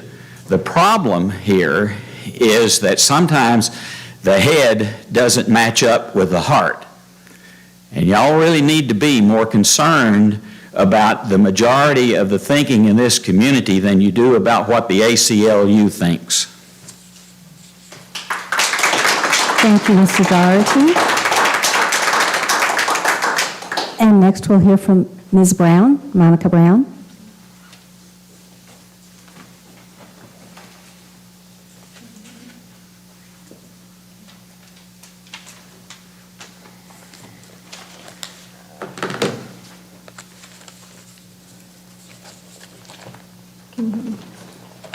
I might need somebody else to help me. I need to pass these out. Maybe somebody else to help Karen. You can give them to the board. Definitely she needs help. I brought you some excerpts of books, and one of them is Court of Mist and Fury. The book Jean had to read, it is Jean Murn's, you got it when you said it, is a bestiality book, and it's about a wing-like creature that has sex with some girl, and it's violent and it's rough, and I don't know why it's in our schools, but there's about 15 books that lady has written, and 11 at least are in our schools, I'm pretty sure right now. So y'all might want to double check that. I'm giving you copies. Number one, because I said I would, and number two, because today, I really appreciate you, Dr. Glenn, answering me back today. It just means a lot, and Leah as well, because in the past, there's been almost no response to an email sent to the board. So it is just refreshing to have that kind of communication, and truly grateful for all you are doing, that you're stopping. I pray you really are able to stop this kind of content from going in the school. Anyone here who wants to see excerpts, all these books are on GranburyTexasBooks.org. They're there so you can click through and read and print a copy yourself and let yourself see what it is. It is very difficult to read. My big concern is that students are going to check these out. Mom or dad are going to get a text. They're going to notice the text that day or maybe a week later, eventually look at the book and then find out they've been violated by this school system for students as young as 11 years old. And I think that's something grave. As Mr. Doherty said, it needs to be well thought out that you're willing to walk that out, and the consequences of getting this content into the hands of students and calling it educationally appropriate. I do think we need faster action, and I think it is a huge mistake to let the students check it out and let mom and dad find out about it later. I don't know that Granbury parents are fully aware, because there was an article published in Hood County News that said 100 books that were pulled for review were put back.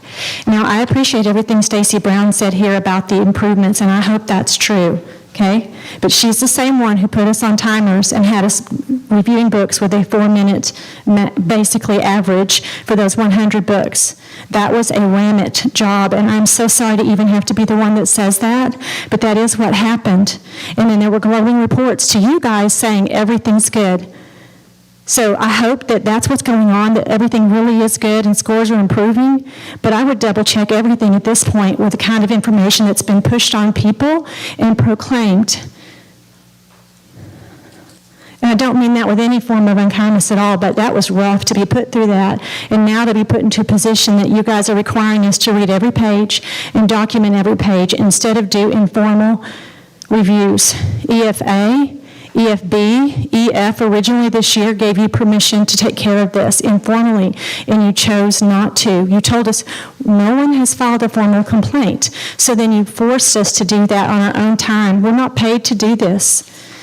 We get about, if I get a book from the administration, I get about maybe 2 weeks max.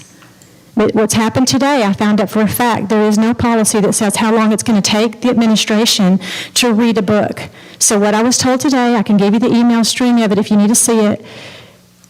The way the policy reads is that you turn in your formal request for reconsideration, administration receives it, and they have to get the book read, and then they have 10 days to respond. So some of the books that we have turned into you have been in y'all's system since mid-May. But there is no policy that says how long it has to take anybody in your system to read a book. Now we have 7 committee members, another stacked committee, 5 GISD employees, 4 plus a district employee, and then 2 parents. That's a stacked group, just like the one I went through. And principals, teachers of the year, hey, I'm sorry to say it, I'm just the bearer of what happened. These people put sexually explicit content back into your libraries. They put books about bestiality back into the library. They put an Abigail book back into the library that you guys pulled 5 of her books. But there's still one that they put back. So I'm begging you to change it and to don't do this thing where you let kids check out books and let mom and dad find out however later they find. That is too difficult for the parents. And the parents aren't aware. They've been given the impression through the media that everything's okay. I say we just own it and fix it. That's what I say we do. I have more to say, but I'm a little scattered. I have my own children at home are texting me about a fire that's raging like 30 miles from my house, so I'm going to leave. But I really, really hope you'll hear this. There is no intent here. There's nothing about LGBTQ involved in this. There are LGBTQ books that are sexually explicit. Yes, they're wrong too. If they're between men and men, women and women, cats and women, dogs and women, whatever, that is not appropriate educational content. And we do nothing by putting our head in the sand. You guys can be a great influence over the city and over other districts. I'll go. I know my time's up, and I just want to say thank you, and I'm sorry that I have to say what I have to say because I got stuck. Do you have 60 seconds for me to just give you a quick response? Yeah, Turn yes, that off? yes. I'm sorry, if your house is, No, I'm a little flustered I would be too. because none of this is funny to me. I feel like it's a raging fire, and I've got a water pistol, and I've got really wonderful people who aren't doing what they're supposed to do. I hope everything is okay at your house. I'm sure it will be. And if you need to go, that's I'm fine. going to go, but I'm going to listen to you first. Okay. First, I was just going to say, as it relates to the process taking longer, I am not prepared to go out and buy more copies of these books so the committee can read them quicker. Two, I would say that we have a lot of great employees in GISD. I agree. And I know that in your experience, you did not have a good experience with it the first time. Not at all. But This is not funny. And I'm not laughing. Good. And three, we do empower parents. How many kids do you have in GISD? I don't have any right now. Okay, But I have the right to put them in GISD, and it's Absolutely. important to me what you're doing. Absolutely. It actually affects my future and the future of my family. And I'm not- And I'm also a taxpayer. You are. I am too. And I think you already know how many kids I have in the system, so ask me a question that you don't know, and I'll answer it. Okay, so here's where I'm going with that. You mentioned that parents understand after the fact. That's not true. Parents can actually call and have a conversation with the librarian in advance and say, I don't want my kids to be exposed to this type of behavior. So we do have proactive systems in place, so it's disingenuous to say that we don't. I think And before today, they could call anytime, they can call now, you're right. But you're saying through email today, you said you'll let them check out books, and the parent will get a text, so they will get an after-the-fact knowledge of the books their kids get, and they think you are protecting them. I appreciate your emails. I appreciate you making us aware of this. Ms. Dawson has been working for 6 days. There are 78 books on your website. So in turn, you're pushing her to go through about 13 books a day. This really isn't about Leah Dawson, this is No, about back I in understand. the I beginning. understand some of these books have been in our libraries for years. And I understand we have numerous people in the audience today that are concerned about it. And I appreciate you coming to speak. I appreciate everybody coming to speak. I can assure you, this district takes it seriously. I take it seriously. The gentleman mentioned since April, in January, I sat here and made national news by making our community aware of the situation. So I assure you that I take it seriously. I assure you that the board members that are with me take it seriously. And I do appreciate you coming to speak. And when I mentioned the fire, I thought I heard you say there was a fire near your house. There's one within 30 miles of my house, I'd like to go home. Okay, well, I'll let you do that. Thank you for coming tonight. We appreciate you.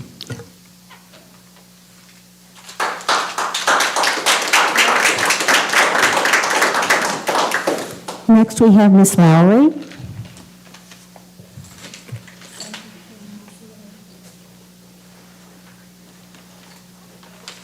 And to add to your woes, I have 11 more book reviews ready. We're turning into you under the formal complaint system. I have a few questions for you guys to consider. The answers to those questions may be of interest to parents of GISD students and voters of Hood County. What is your academic objective for the children by the time they graduate from GISD?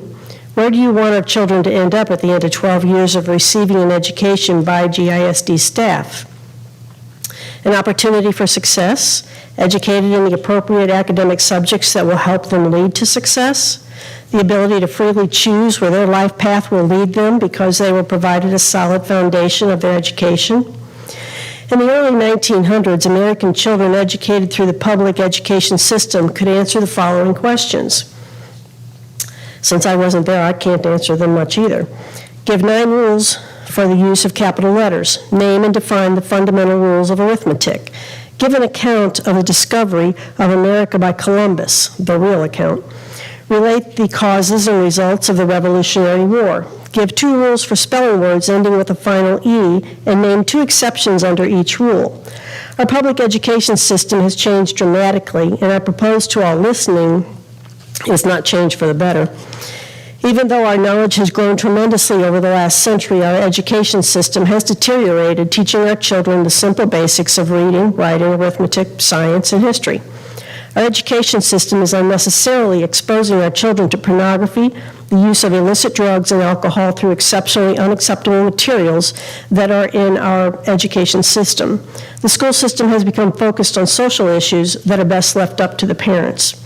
This could potentially lead some children down the path to sexual promiscuity, being sexually trafficked, addicted to drugs, time in prison, or other harmful experiences that block their ability to a successful life.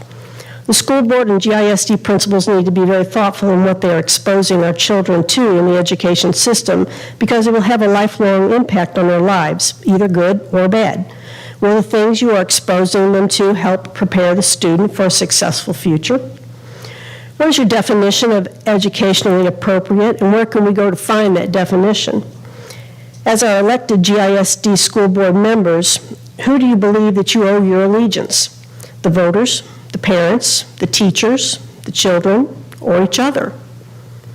Your allegiance should be to all of those before each other.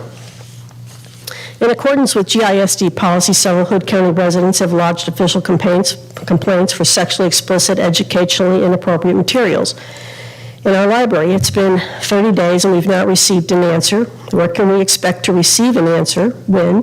And where can we go to find the answer? I think you've addressed that, Dr. Glenn. If students have use of the library in August, will these sexually explicit, age-inappropriate, educationally void books still be in the student library? Will you confirm that books violating the Texas Penal Code will be inaccessible to students, or will you allow the books and have parents decide after the minor checks them out via a text or email? Has the GISD school board decided on a definition for sexually explicit material?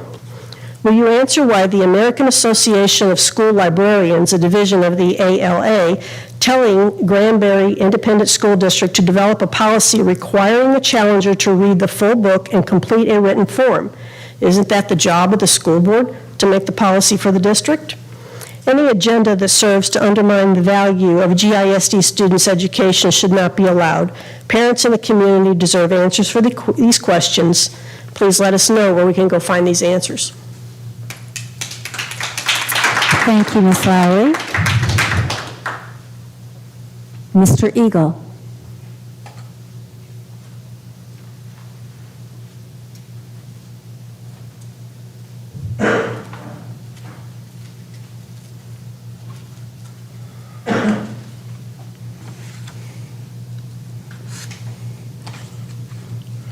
I'm going to change the subject. I'm Dave Eagle, 2615 Hillside, and I'm going to try to get through this in my 5 minutes. Innocent until proven guilty. We've all heard this growing up, haven't we? At least some of us have. And not sure what they teach in GISD, but I learned that a long time ago. And where does this concept come from? If you look in the U.S. Constitution, those exact words are not in it. However, if you say the 4th Amendment, the 5th Amendment, the 6th Amendment, and the 14th Amendment, and you put them together and put the pieces together, you will find where the concept comes from. 4th Amendment, no unreasonable search and seizure. 5th Amendment, right not to be compelled to testify against yourself. Sixth Amendment, right to a fair and speedy public trial by an impartial jury, not by a newspaper. 14th Amendment, Section 1, moral due process and equal protection. An impartial jury.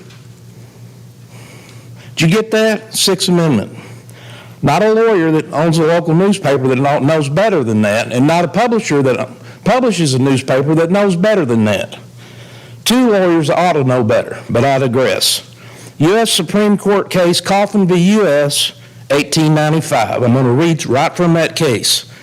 The principle that there is a presumption of innocence in favor of the accused is the undoubted law, axiomatic and elementary, and its enforcement lies at the foundation of the administration of our criminal law. The venerable history of this presumption of innocence stretches through Deuteronomy, through Roman law, English common law, and the common law of the United States. That's from Taylor v. Kentucky, citing the Coffin case.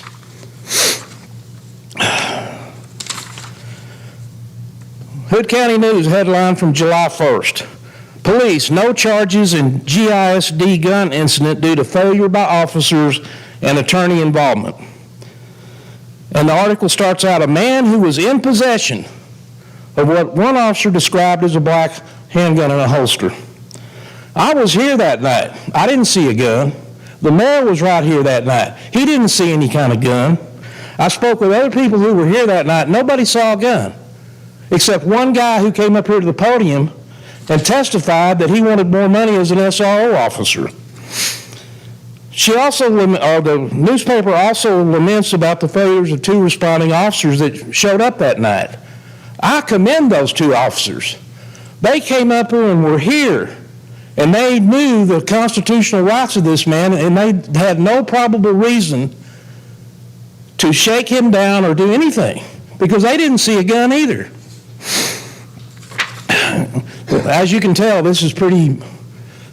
I'm pretty passionate about this because as an attorney, we studied this extensively in law school, and it seems like that nobody wants to abide by this anymore in this day and time.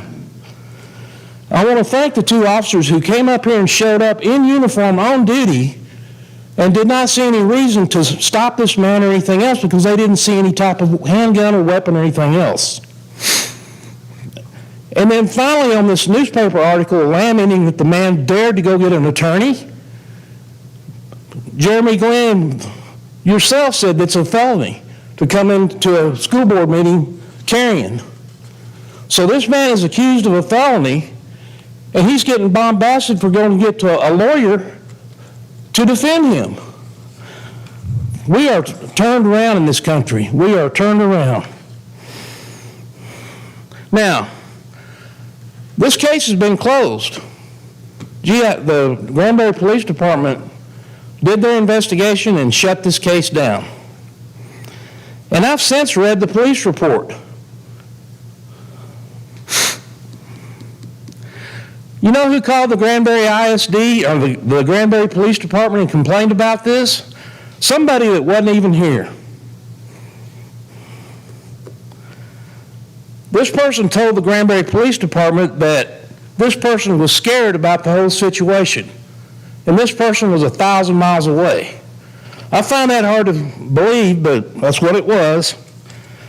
I was here, no gun. Many of my friends were here, no gun. A friend walked up to the podium to help Mr. Criswell because he was gone past his time. He felt no presence of any kind of firearm. I close with this. Let's get back to the Constitution, please. Let's get back to innocent until proven guilty. Let's quit making victims out of ourselves. And let's get back to work and do the right thing in this school board and in this country, actually. By the way, I went to the Republican convention last month in Houston. And you know what? One of the big things front and center, when the Republican Party, school boards, and the public school system. Thank you.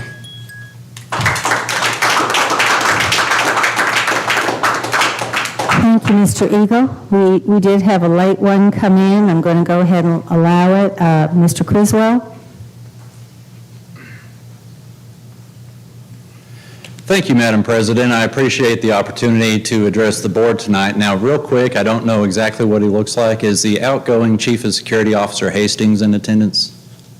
No, sir. Okay, I did want to tell him thank you for seeing that situation that Commissioner Eagle referenced shortly for what it was and for taking no action. You know, there were several officers here in attendance that night.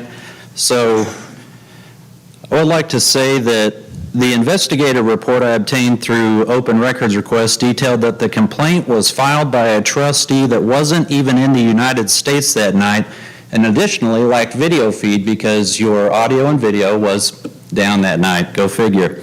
Hastings and 4 on-duty officers, I won't name them because I know nobody likes to name officers, but 4 on-duty officers who are specifically trained to detect weapons determined that there was not a threat and did not corroborate the off-duty officer, who's a rookie, may I add, the off-duty officer's account of events on several key levels.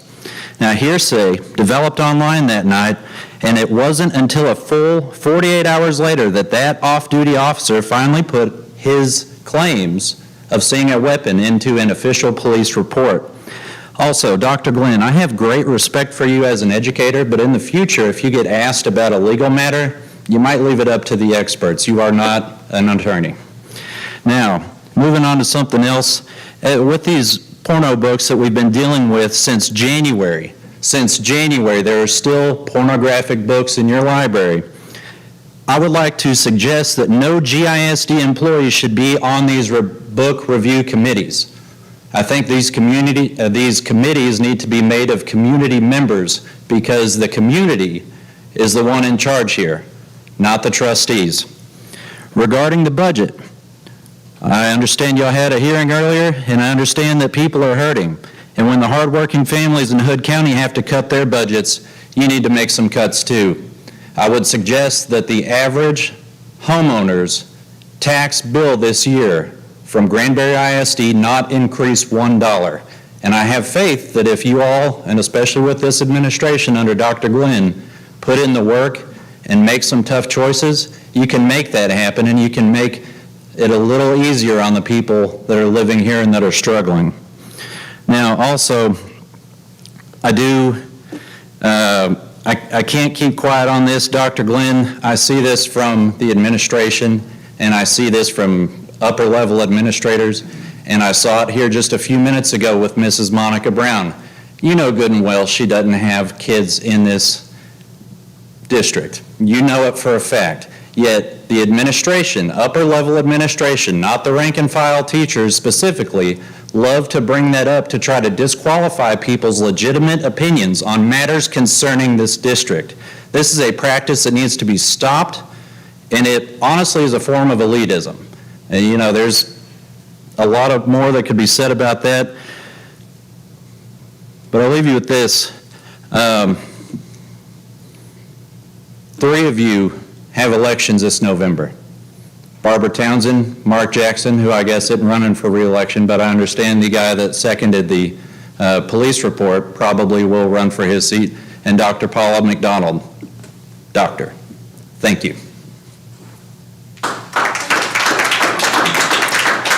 Thank you, Mr. Criswell, and that closes our public comments. So we are going to go on to consider action items discussed in closed session. Dr. Glenn. Thank you, Madam President. You have before you the personnel report. Specifically in the audience tonight, we have some individuals that I'd like to recognize because we are growing our own, which is something that as a district we made a concerted effort to do in the past, and certainly something that we're very proud of. I'm going to start at the very top with a resignation that we all hated to see, and that was Tricia Soot, who had been in the district for a long time. She was our Assistant Director of Curriculum, but as we looked to replace her, we weren't we didn't have to look very far because we had a principal who's done an outstanding job over the last 3 years, who before that was an assistant principal, before that had worked in the curriculum department and taught in the district, and that is Carla Wilmuth, who will be moving into that role, which will make room for Maggie Walton, who is the assistant principal at Acton Elementary School, to move up into the principal's position. And then Angie Payne, who is sitting next to her in the audience, will move into the assistant principal role. But in addition to that, Jimmy Heffernan will be moving from assistant principal into the dean of instructional role. Nathan Daniels, who I see in the audience tonight, kind of had a slow start getting his foot into the door in administration, but he has been lightning quick, moving up the ranks. Will be the assistant principal at Oakwoods. Belinda Linker, who's done an amazing job at Bacchus, will be moving into our curriculum department to help coach all of our principals and bring the good things that happen to Bacchus across the district. Mallory Myers, great job growing over at Bronner, will be also moving to Acton Elementary School to replace Miss Dawson. And then Wade Clark will be taking our Chief of Security role. And in the back, I see Brian Johnson, who will be taking over our support services director position as we look to bring custodial services in-house, which we'll talk about later this evening. So Mr. Jones, appreciate the great work of you and your departments, and also to all the administrators in attendance tonight here with your families. We are proud of you guys and look forward to the great things that you're going to do leading this district and being champions for our kids. Okay, do I have a motion for those? Sure. I move that we approve the staff recommendations as discussed in closed session. And I will second. Okay, we have a motion by Mr. Moore and a second by Dr. McDonald. Is there any discussion before we vote? All right, then those in favor, raise your hand. Those opposed? I'm going to abstain. I have a conflict with one of them, so I'm going to abstain from this vote. All right, then so we have 6 ayes and 1 abstention, and the abstention is Ms. Graft. Okay, moving on to our consent agenda items. Are there any items in there that someone would like to bring out and ask a question about? I want to brag, not on me, but on the $28,733.14 that was donated this month from various community sources. Volleyball club, they received $15,368 to help finance their trip to compete in Florida. Emerson PTO contributed $3,615.14. Adrian Hinojosa donated to the FFA $1,000. There were 2 donations to the robotics, the GHS robotics, one from Gemini Homes for $1,500 and one from Hyde Law Firm for $1,200, for a total of $2,700. And there were 2 donations for MJROTC, one from the NRA for $600 and one for the Civilian Marksmanship Program for $5,450. Folks, that's a lot of money from our community and those that support our programs. Be sure if you see any of those people to thank them. All right, are there any other items that wanted to be pulled out? Emmett, I had one question on the purchase of the audio system for Granbury High School through TIPS. Seemed like most of that package that they sent you was on video. We are doing just audio, correct? It's just audio is what I understand from Coach Cheesy. Okay, thank you. Anything else anyone wanted to pull out? Okay, we can just go on. Do I have a motion for the consent agenda items? Madam President, I move that we approve the consent agenda as presented. Thank you, Dr. Harrington. I'll second. Thank you, Ms. Gore. All those in favor, raise your hand. That passed unanimously. All right, moving on to consider November 2022 joint election contracts with Hood, Johnson, Somerville, and Parker counties for Granbury ISD School Board Trustee election. Dr. Glenn? Thank you, Madam President. And again, we do have an election coming up in November, and the first part of that is for the Board of Trustees to allow us to enter into contracts with the counties that our stakeholders are represented in. So at this time, we would respectfully request that you approve that as presented. Are there any questions from anyone on that? Okay, do I have a motion? I'm sorry. Okay.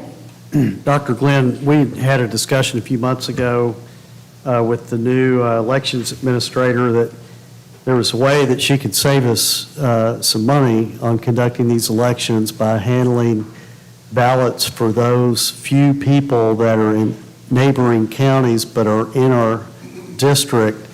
She could handle those ballots by mail and accommodate early voting as well. In reading through this, it doesn't appear to be that she got there. Is that the case?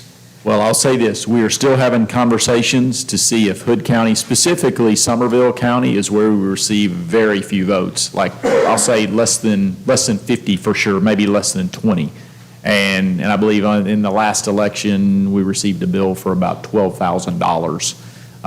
That's a lot of money for a few votes. We don't want to disenfranchise those voters, but if we are able to allow Hood County to contract in such a way that they can serve the Somerville County voters, we will enter into that agreement and bypass the Somerville County agreement. But if we can't get Hood County to agree to do that, we'll have to enter into contract with Somerville County. Right. So for now, this looks like the way we've always done it, is what you're saying. But we will be negotiating behind the scenes to get Hood County to accept it. But they have to agree to accept that on our behalf. Right, because we were talking about, and you just mentioned, significant savings in the tens of thousands of dollars between Somerville and Johnson County. What they charge us is criminal, for a handful of votes, so.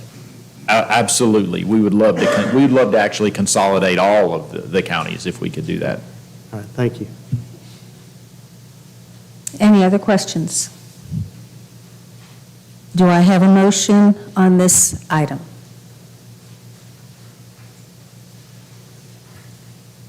Madam President, I move that we approve the joint election contracts with Hood, Johnson, Somerville, and Parker counties for the GISD trustee election in November. Thank you, Dr. Harrington. Do we have a second? I'll second.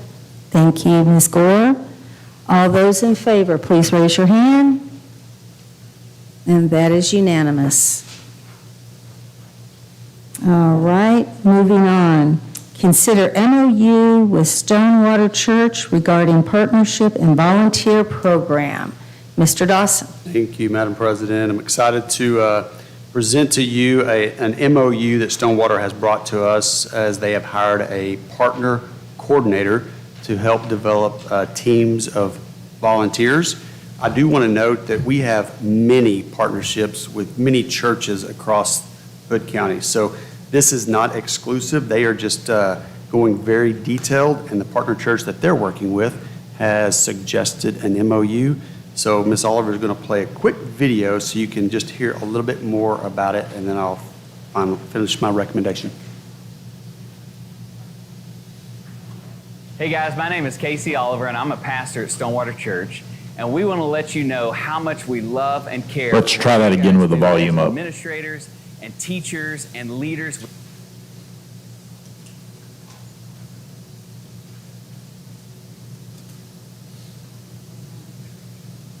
Hey guys, my name is Casey Oliver, and I'm a pastor at Stonewater Church, and we want to let you know how much we love and care for what you guys do as administrators and teachers and leaders within our community. Y'all serve in amazing ways and we want to partner with you. We want to come in and serve your people so incredibly well and help you guys accomplish what you are called to accomplish in this community. We hope we get the opportunity to partner with you.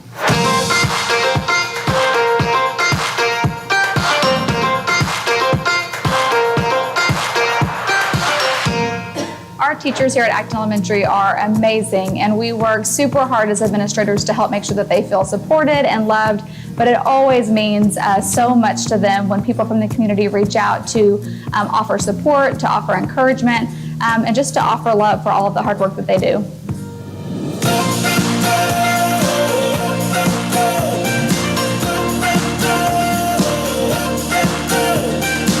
So many people have fear about the future and where things are going, but when I come to school every day and I'm working with my students, I see their hearts and I know that they have good things, and I know that what we can do is pour into them. And day in and day out, that's what I'm doing, and that's what my fellow teachers are doing.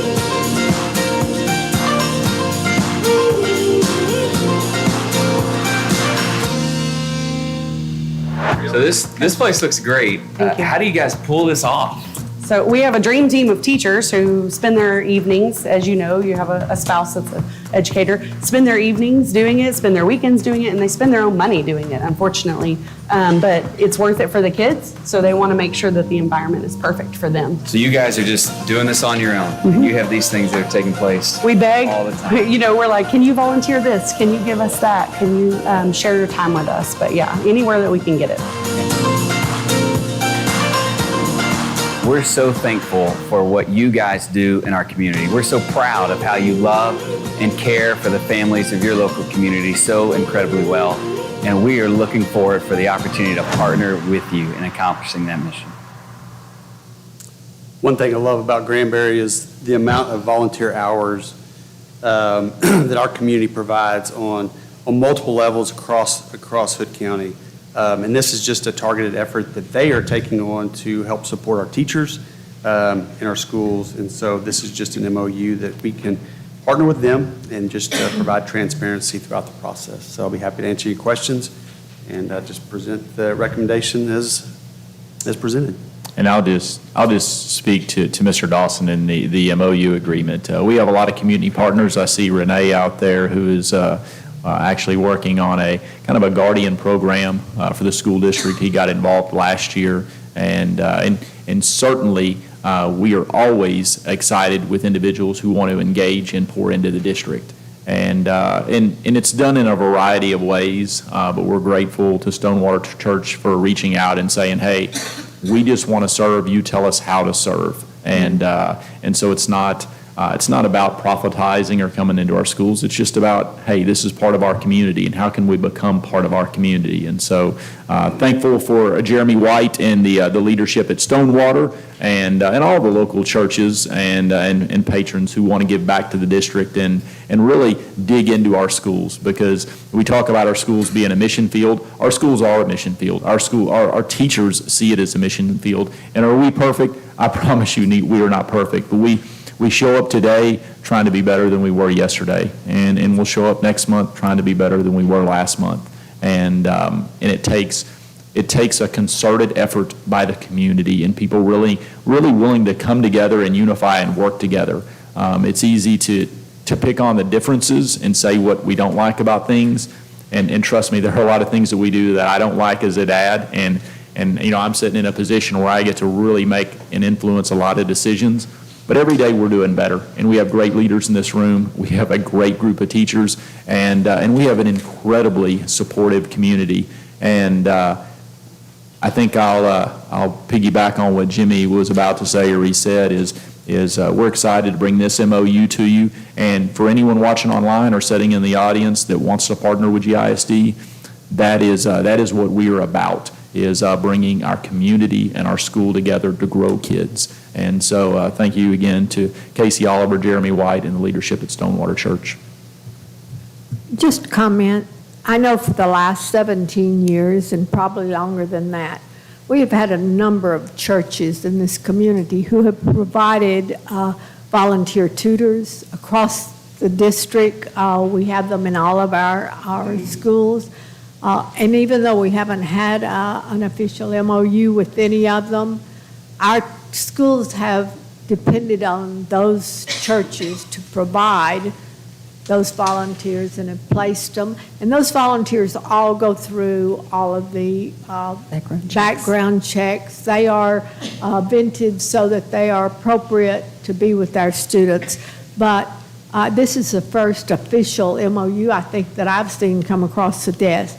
But we would be remiss not to thank all of the churches again, and I appreciate you saying that, Dr. Glenn. And Dr. H., you bring up a good point. We actually plan to use this as an MOU moving forward with all of the local churches that partner with GISD, not only to recognize them, but it's also a very one-sided agreement. If you read it, very much favors the ISD. It puts us in really control of every decision.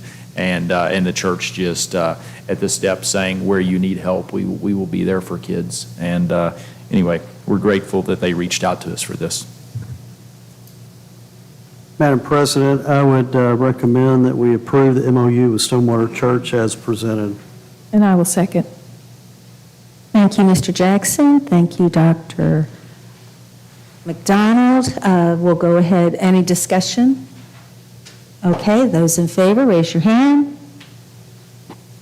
That is unanimous. Thank you. Moving on to consider meal prices for 2022-2023 school year and changes to the district's charge policy to align with TDA state requirements. Ms. Whiteley. Good evening, Board and Dr. Glenn.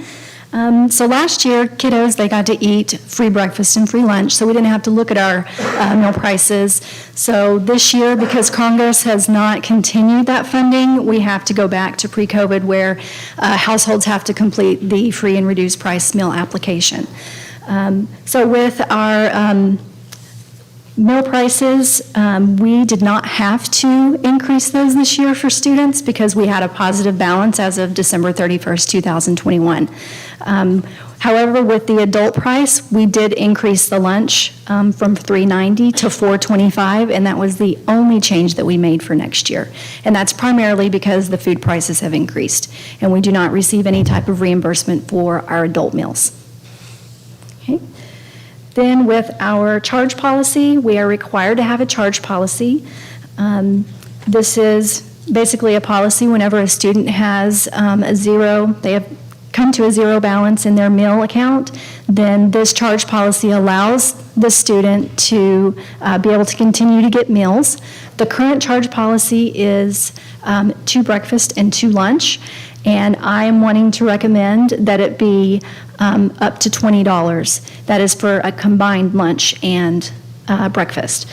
And the main reason for that is because we know that this coming year is going to be very difficult going back to the reduced price and paid lunches. This will help households kind of alleviate some of that. We know a lot of households work paycheck to paycheck. We're just over 50% economically disadvantaged, and we're hoping that maybe that will give them a little bit of alleviation financially. Any questions? Amy, isn't it true that last year we had a number of folks in the community actually donate, or at some previous time, donate to pay for children who had charges and were unable to afford it? Yes, ma'am, we did. We had quite a few during the 2020 year. A lot of individuals came and donated quite a bit of funds. So you are willing to accept donations? Yes, ma'am. Thank you. Yes, ma'am. Any other questions? We've now been out of the routine of getting the form filled out for free and reduced lunch. How are we doing with getting that taken care of? Because I know Operation School Supply uses it, Christmas for Children uses it. Yes, ma'am. We actually pushed that application out before school ended. We got it into the backpacks of kiddos. We have been doing a lot of robocalls, sending out emails to households with the application. We have it online.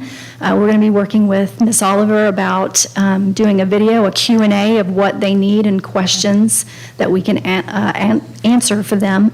So we're doing as much as we possibly can. We'll also be at Operation School Supply. So just doing whatever we can to try and get the information in front of parents so that they can get that application completed. And if somebody wanted to donate to a particular school, how would they go about that? They could, I don't know, Emmett, how is that? We have a fund set up, it's called Children's Charities, that we carry those. If they want to donate to a particular school, we ear tag that money at that school, and those, we call them vouchers, are given to the counselor, or depending on which campuses, could be the AP, but most likely it's probably the counselor, and they issue those vouchers out to those students as they need. We have had instances where people would donate at the end of the year to pay off all overdue accounts at a certain campus, and we do that through our children's charities, and we do it as a donation. Thank you very much. Amy, one other question. I know that the older the student, the more reluctant they are to complete the free and reduced price lunch. It's a matter of pride with them.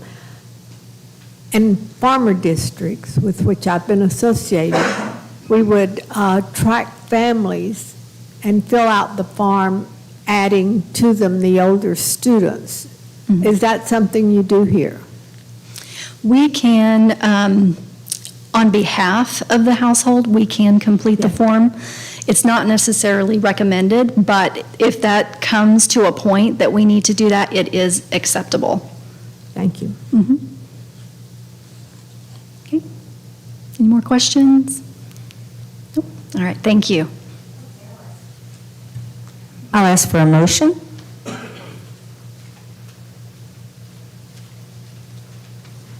Madam President, I would like for us to consider the meal prices for the 2022-23 school year and changes to the district charge policy to align with the TDA state requirements. Thank you, Dr. McDonald, for the motion. Do I hear a second? Now second. Thank you, Mr. Moore. All those in favor, please raise your hand. And that is unanimous. We will now move to approve proposed tax rate to be published in the notice of public meeting to discuss budget and proposed tax rates. Mr. Whitefield. Thank you, Madam President. Board, before you, well, this afternoon at 4 o'clock, we discussed the budget, and it was an $82.4 million budget. It is a balanced budget. At this time, we have to look at what we're going to publish in the newspaper as our proposed tax rate. A district must hold a public meeting to accept public input before the adoption of the final budget and the tax rates. Prior to this meeting, the district must publish notice in the local newspaper at least 10 days, but not more than 30 days before the public meeting in strict accordance with Texas Education Code 44004. Now, in that memo that you have there, there is a proposed rate compared to last year's rate. You will see that that rate for the M&O is based on the 80.46 cents plus the 5 golden pennies that House Bill 3 allowed. Then if you look down below, the INS tax rate that is on this proposed memo is the 19.5 cents that we spoke about in the budget workshop. However, we can adopt a tax rate lower than that, but we cannot go higher than that. So to be clear, we're not adopting a tax rate tonight. We're adopting what we're going to publish in the paper, and then we'll come back next month and actually adopt the tax rate. Whatever you adopt tonight, we can still bring it down lower, but that number cannot go higher without us calling another meeting and reposting. That is correct. That is not an adoption. That is just a proposal that we are putting in the paper. It cannot go higher than what we do unless we start the whole process over again. You can see the calculation there at the state. The state expected a 4.36% growth, and you can see what their minimum tax or their maximum compressed tax rate there is 89.41 cents. You can see when we plug our 18.54% growth in there, where it brings that number to. In the budget workshop, we also spoke about the letter that TEA issued, creating a floor that we could not go lower than the 80.46 cents plus our 5 golden pennies. So you can see that that calculation there is below that, so we cannot go below the floor that TEA has created for that. In conversations with Hood County Appraisal District, we do not expect the values to fluctuate too much. What he gave me in preliminary values, I called him, or actually I emailed him the other day and we talked over email a few times. He believes that we will be at or higher when he gets his certified values in on July 25th, and we'll know for sure that day. The budget, well, we won't go lower than that 80.46 cents unless we drop below 16% in growth, and we're not going to do that. It'll be adequate to fund the M&O budget at that amount of money, and the certified values and the estimates will also be adequate to fund the debt service budget that we presented to you this afternoon. And we are recommending that we publish the 85.46 for M&O and the 19.5 cents for INS to be approved as the proposal that we put in the paper. However, we can go lower than that when you adopt the tax rate on the 22nd. But we have to publish this prior to that meeting. So prior to August 11th, it has to be in the paper, but not more than 30 days prior to that. So our recommendation is to post this proposal for discussion at the next board meeting, August 22nd. Emmett, you said we could go lower than that, so what would those numbers look like if we were to go lower? The part that you can go lower on will be the INS. Right now, we're at 14.5 cents. We're proposing 19.5 cents. And just like we spoke in the budget workshop, the 14.5 cents still allows for a defeasance. Let's back up for the people that weren't in the room. Yes, so the M&O side is formula funded. Based on the formula, we have essentially 9 cents to play with. The formula is going to require us to go down to the lowest possible tax rate, which would be a 9-cent reduction in our tax rate. Our current tax rate. Our current tax rate. So we'd go from $1.08 basically to 99 cents. And in lieu of dropping 9 cents off the M&O side, we could drop 4 cents off the M&O side and shift a nickel to the M&O side to pay down our debt faster. INS side. INS side, what did I say, M&O? So the INS side. So basically, we would do a defeasance that would shift 5 cents of that 9 over to the debt, INS side of our tax rate, in order to pay down our debt faster. Something we heard from voters during the bond is, hey, you have too much debt, pay it down. And again, kind of the old Dave Ramsey model, pay off your debt quicker. It would give us the opportunity to pay down, restructure our debt, pay it down significantly quicker by shifting those pennies over, while at the same time still reducing our operations side by 4 cents, giving taxpayers a 4-cent overall tax reduction. So the option on the table tonight, what we've presented, is to go ahead and lower or set the INS at 19.5 cents, which would be a 5-cent increase, and then lower the M&O side 4 cents. But if the board were to come back in a month and want to take all 9 cents on a reduction, they would still have that ability because neither side would actually be increasing at that time. Does that make sense? So if I'm hearing it correctly, then if we did that, the tax rate would be the same as last year for the taxpayers, or it would go up or down? Regardless, it's going to go down. So we're either going to lower the tax rate 4 cents and shift 5 to INS, or we're going to lower the tax rate 9 cents. Those are the two options presented. And by adopting a tax rate at 19.5 cents on the INS side and approximately $1.496 total tax rate.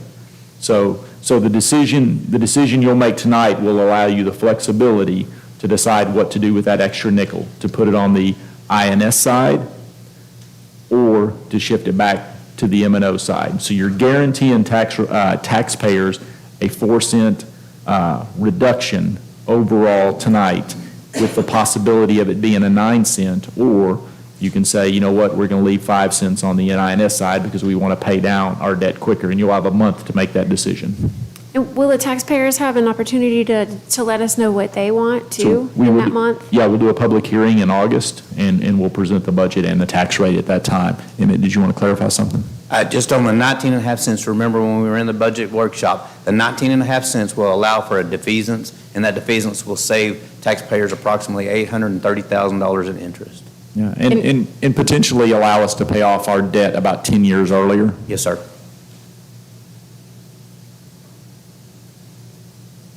So if you think, Again, this is just a publication of a proposed rate. We're not setting anything in stone. Now, the M&O rate is pretty much set in stone. It's going to be the INS rate that we have some flexibility, or the board has some flexibility on. yes, so think of it like a home mortgage. The board took out a 30-year note in 2015. Actually, I think it was a 25-year note in 2015 for the $89 million bond. And so, we're paying on that principal and interest, and it's an opportunity to pay more on top of it so that we can get out from that debt earlier. Or we can just continue to stay on the timeline we're on. It's like a fixed rate where you pay your mortgage every month, and you're still going to pay it off by 2040. But if we want to pay it off by 2030, there's an opportunity to do that. And so with such a large overall increase in appraised values, it's allowed our M&O, which is formula funded, to drop significantly. So tonight, if you adopt the 19.5 cents on the INS side and you adopt the 4 cent decrease on the M&O side, you'll still have the flexibility to shift all 9 cents to the M&O side to give taxpayers the minimum or the maximum tax reduction. Yeah, but you can't go up on either of them. Tonight, we're just talking about the rate we're going to publish. And Melanie, I can tell you in years past, we've always taken the tack of publish the modest rate, but lower it as much as we can. We come back a month later. Because the reality is all our property values went up, in some cases way up this year. So we can talk about a rate reduction, but let's be honest here, our taxes are going up, the total dollar bill. So the decision we're going to be faced with is, yeah, we can pay our debt off earlier if that's what the public wants, or we can provide more tax relief by giving that additional 4 cents back in the form of a reduction down to the 99.96 rate. But there's no way we can get back enough tax relief. Not with the way values went up. Because the values just... And as folks know, I sit on the appraisal district board, and statewide, it was somewhere between 30 to 40% increase across the state. In North Texas, I think it was around 25% on average. And as we heard tonight, it was about 18% here in Hood County on average. So our tax bill will go up. The question is, as a board, do we want to retire our debt quicker and earlier and save that $836,000 in interest over that time period, or do we want to provide more tax relief now in the form of a lower tax rate down to that 99 cents? But for purposes of publication tonight, we're just going to say, okay, let's publish $1.04, so that does give us the flexibility to stay at $1.04, go down to 99 cents. And I'll tell you, I love, for those in the audience, I love that our trustees have this conversation every year. It's almost like we have one of the higher tax rates and we're trying to figure out a way to crank it down. For those of you that are familiar with school tax rates, Granbury ISD has the lowest school tax rate with a district of 7,500 or more kids that is growing in the state of Texas. Our school tax rates are incredibly low for our size district with the growth that we're seeing coming in, and our trustees are still trying to crank it down even lower. So we appreciate y'all's good stewardship and the fact that y'all really do watch the money and making sure that we're giving taxpayers the best bang for the buck. So thank you. Any more discussion? Do I hear a motion? Madam President, I move that we publish the proposed tax rate of the M&O at 85.46 cents or the 0.8546 and the INS at 19.5. Thank you, Ms. Gore. Do I have a second on that? I second that. Thank you, Dr. Harrington. Any discussion before we vote? Okay, so just a reminder, because there's been a lot of conversation, we've just published a notice that is going to guarantee taxpayers a minimum of almost a 4-cent reduction, and the opportunity still exists for y'all to go lower in a month. Okay. All those in favor of the motion, raise your hand. It is unanimous. Thank you very much. We now go to, let me see where I'm at. Okay, reports. Jimmy Dawson, flexible school calendar. Thank you, Madam President. I'd like to bring forth a handout is coming around right now, and there's just a few pages in there. I want to talk about a flexible school calendar.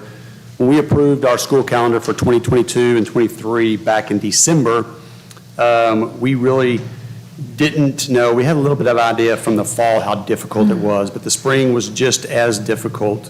And I've said in the board book, we saw this handout, school just does not look the same today as it did 3 years ago. We were very, very disappointed in a 92% substitute fill rate.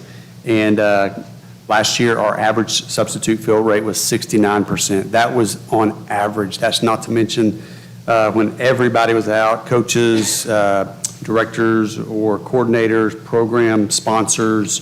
It was even lower than that at times, which really put a strain on our teaching staff and our employees as a whole. It really is amazing that we had such great academic growth, because I think we just kept the main thing, and kept student achievement on the forefront. But the only thing we have to control is the way that we design our school calendar and our school day with the flexibility of the minutes. And so that's what we get the opportunity to do, is make sure that no programs suffer.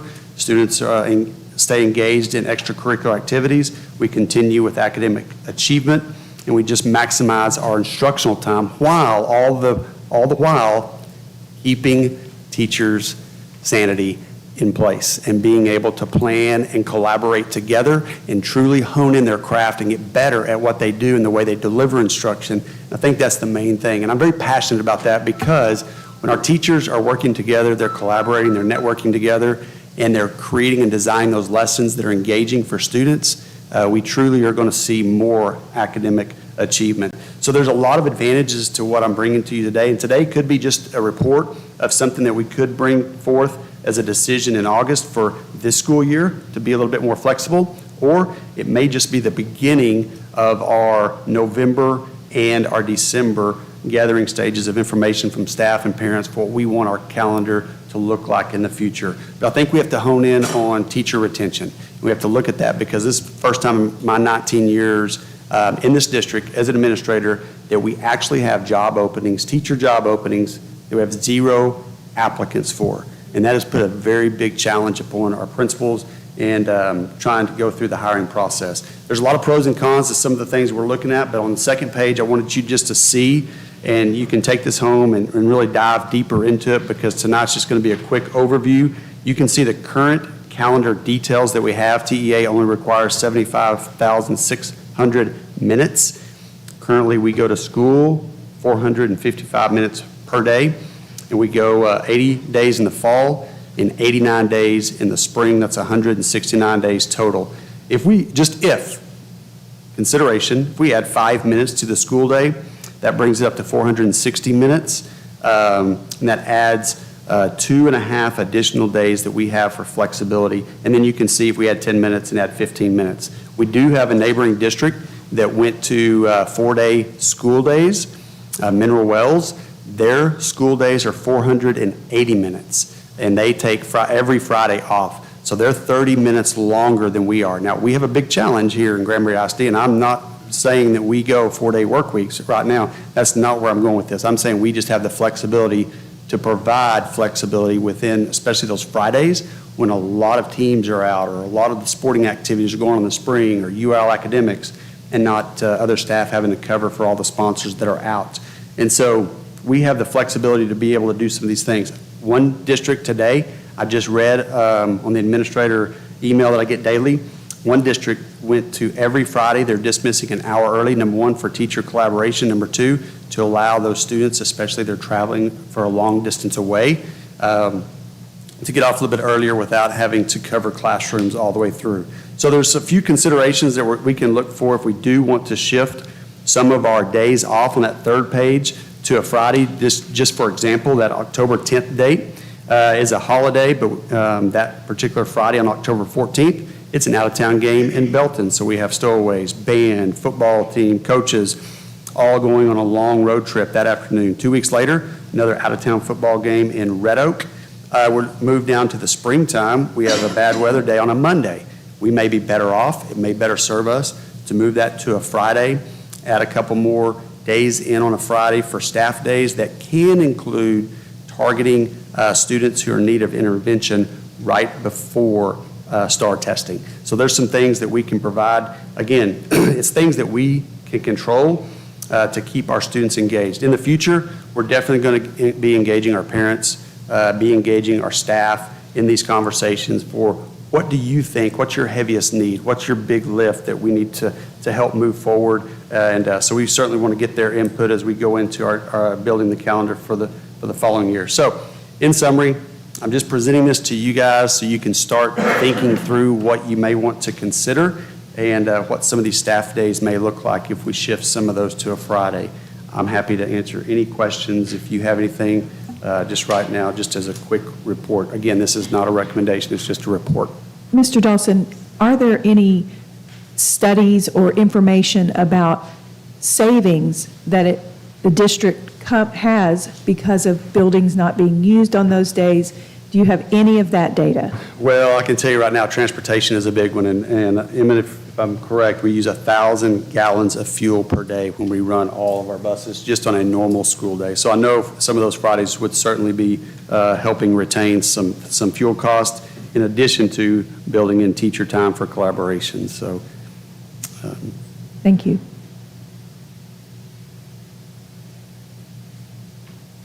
And you mentioned some early dismissal days, early release on Fridays. I know, I guess when they have an away game, that can also help. I'm just looking at it, someone who has to go from one side of town to the other to get their daughter or their son all the way back can take over an hour in commute. So that, I think, could also help the district do their part in helping with the infrastructure issues that we're currently facing with 377 and everything else until that gets remedied as well. I'm so glad you brought that up, and that's a great, great point. Every community is different. Every community that goes out and tries to use these minutes to their advantage is unique, and Granbury is certainly very unique with the lake dividing us right down the middle of the community and our school district, and then how far our buses have to go. That is a very good possibility of saving some traffic time on a Friday if they were out a little bit early, because from 4:45 to about 6 p.m., 377 is crazy. Well, and lunchtime is too. I've seen that. But that is true. We could be very purposeful in helping design our school day and school weeks to help with the community. So how does this work for the teacher who's teaching that last period of the day at the high school? All of a sudden, if we get out an hour earlier, all of a sudden they've lost a day. Actually, Mr. Ross is extremely creative in his designing of a bell schedule, and that would, every classroom would just be cut short that day. So 8th period would still have 8th period. It may be, for example, 40 minutes instead of 55 minutes. Okay, I see what you're doing. Thank you. And I would just say that as we discuss this, it is exciting when we read headlines from Mineral Wells or Athens or Marshall, and schools are shifting to these flexible calendars. We also have a population of students here. 52% are economically disadvantaged, and I can tell you they rely on us to be open. So as Mr. Dawson said, if we ever decide to shift towards something like this, making sure that we are always open to those kids who need us day in and day out. I would also think that we would move forward with surveying parents, surveying teachers, surveying the teachers who direct extracurricular activities, and then I would encourage us to look at possibly using those days with some staff members, providing the tutorials and the things we did with Saturday school, because I can't help but believe Bacchus made those gains because they had teachers and teachers who were willing to come in on Saturdays and hold school, and parents who were tickled to death to have their kids up there and fed. So I would think we would do all of that to gather information to make sure that we're serving most of our students. Absolutely. We will definitely be providing a lot of surveys to try to really hone in on what our community, what our parents, and especially our staff are saying, for sure. I agree. That's it. Thank you so much. Thank you. Okay, let's move on to 6-month review of ESSER funds with Ms. Brown. Hi again, everybody. I wanted to introduce our ESSER expert. This is Haley Veron, and she is going to be presenting this second installment of the 6-month review of ESSER funds. Just as a quick reminder, ESSER brought $14.5 million into the district in order to target student needs and new needs of facilities, as well as the needs of our students. So turning it to Haley. Good evening, Dr. Glenn, Madam President, and members of the board. It's very exciting to come see and review this plan every 6 months, but especially after seeing the data of the great performance by the principals and their leadership teams here at the campus and at the district, and seeing some of the plans that came in to help that come to fruition too. So we'll get started. This is an overview of the return to in-person instruction and the continuity of services of plan review. And so, as Ms. Brown had shared, we do have a large budget that was provided from the federal grant funds to make sure that we safely reopened and addressed the impact of the coronavirus pandemic on the students. And so you can see we had a large award amount, and at this point we've expended a little over $3 million, and then we have about $7.3 million left to continue the efforts that were put in place to show those huge gains that we just celebrated as well. And so I'd like to share with you a little bit about some of those things that we were able to provide to, so that the vision of the school leaders could be come to fruition too and supply what they needed. So one of the items was to increase instruction time to students, and so that's structured before and after school tutoring programs that you mentioned as well too, and we spent approximately $23,000 in that area.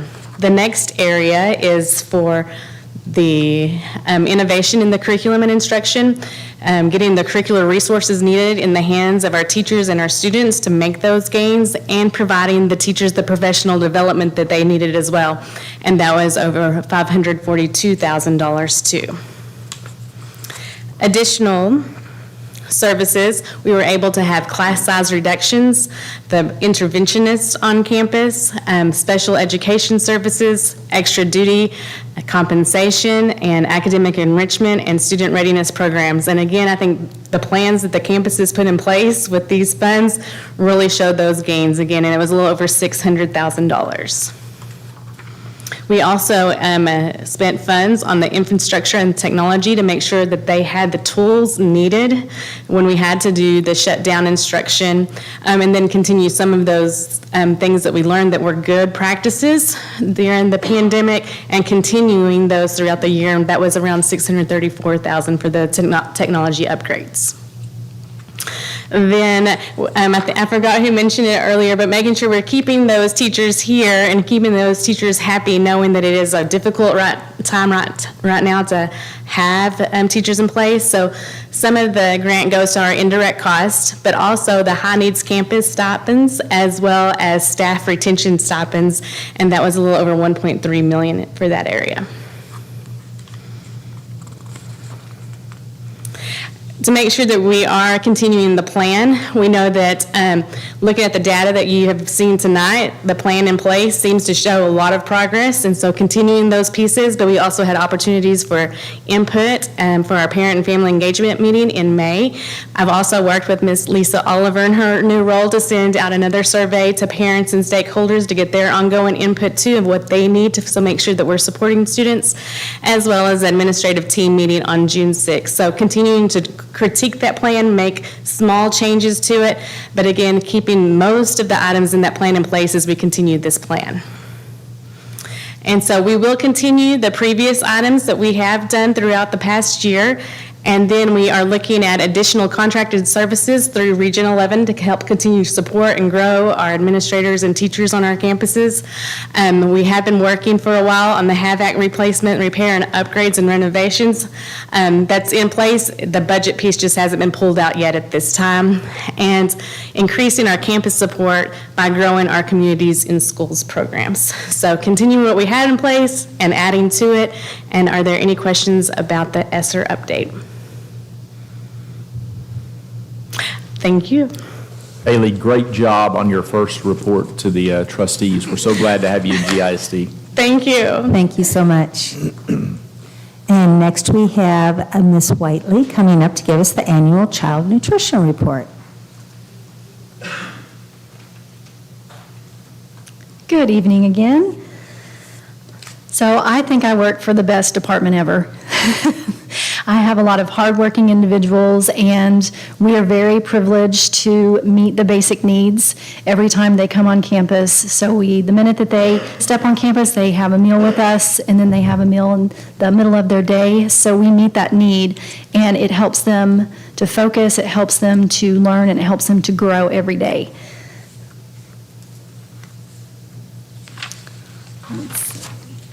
So in the 21-22 school year, we had 57 employees, and we've been very lucky that we have had very low turnover. We've actually had pretty low turnover ever since COVID began, and I'm knocking on wood, hoping that that stays that way.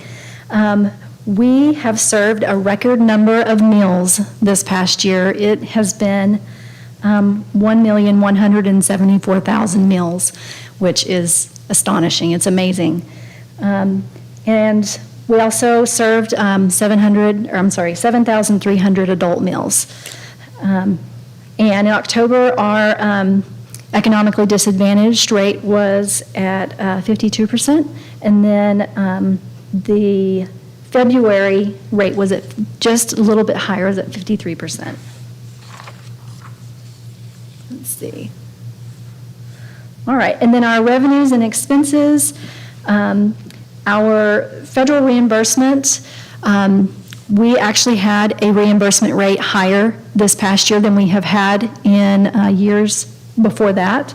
So our reimbursement rate was just over $4.1 million.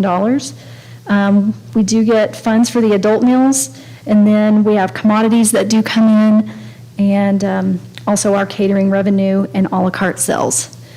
So our total revenue for that was $4.5 million. Then on the expense side, of course, our highest expense is going to be our food and our paper goods. So that was at $1.7 million. And we did have a lot of supply chain issues this past year, just like a lot of other industries had. So the increase in those prices did go up, as they will continue to go up for this coming year. We did spend about 25% more on those expenses than we did last year. And then, of course, our salaries, second highest of our expenses. So total expenses is $2.8 million. And then this is just a breakdown of our a la carte per campus. Our high school has, of course, the most. Our coffee bar, the students, they really like that, and we are going to actually be revamping it and making it better for this. It'll be over the next summer. Then next is going to be a comparison of 2021 to this past year for our meals versus our reimbursement.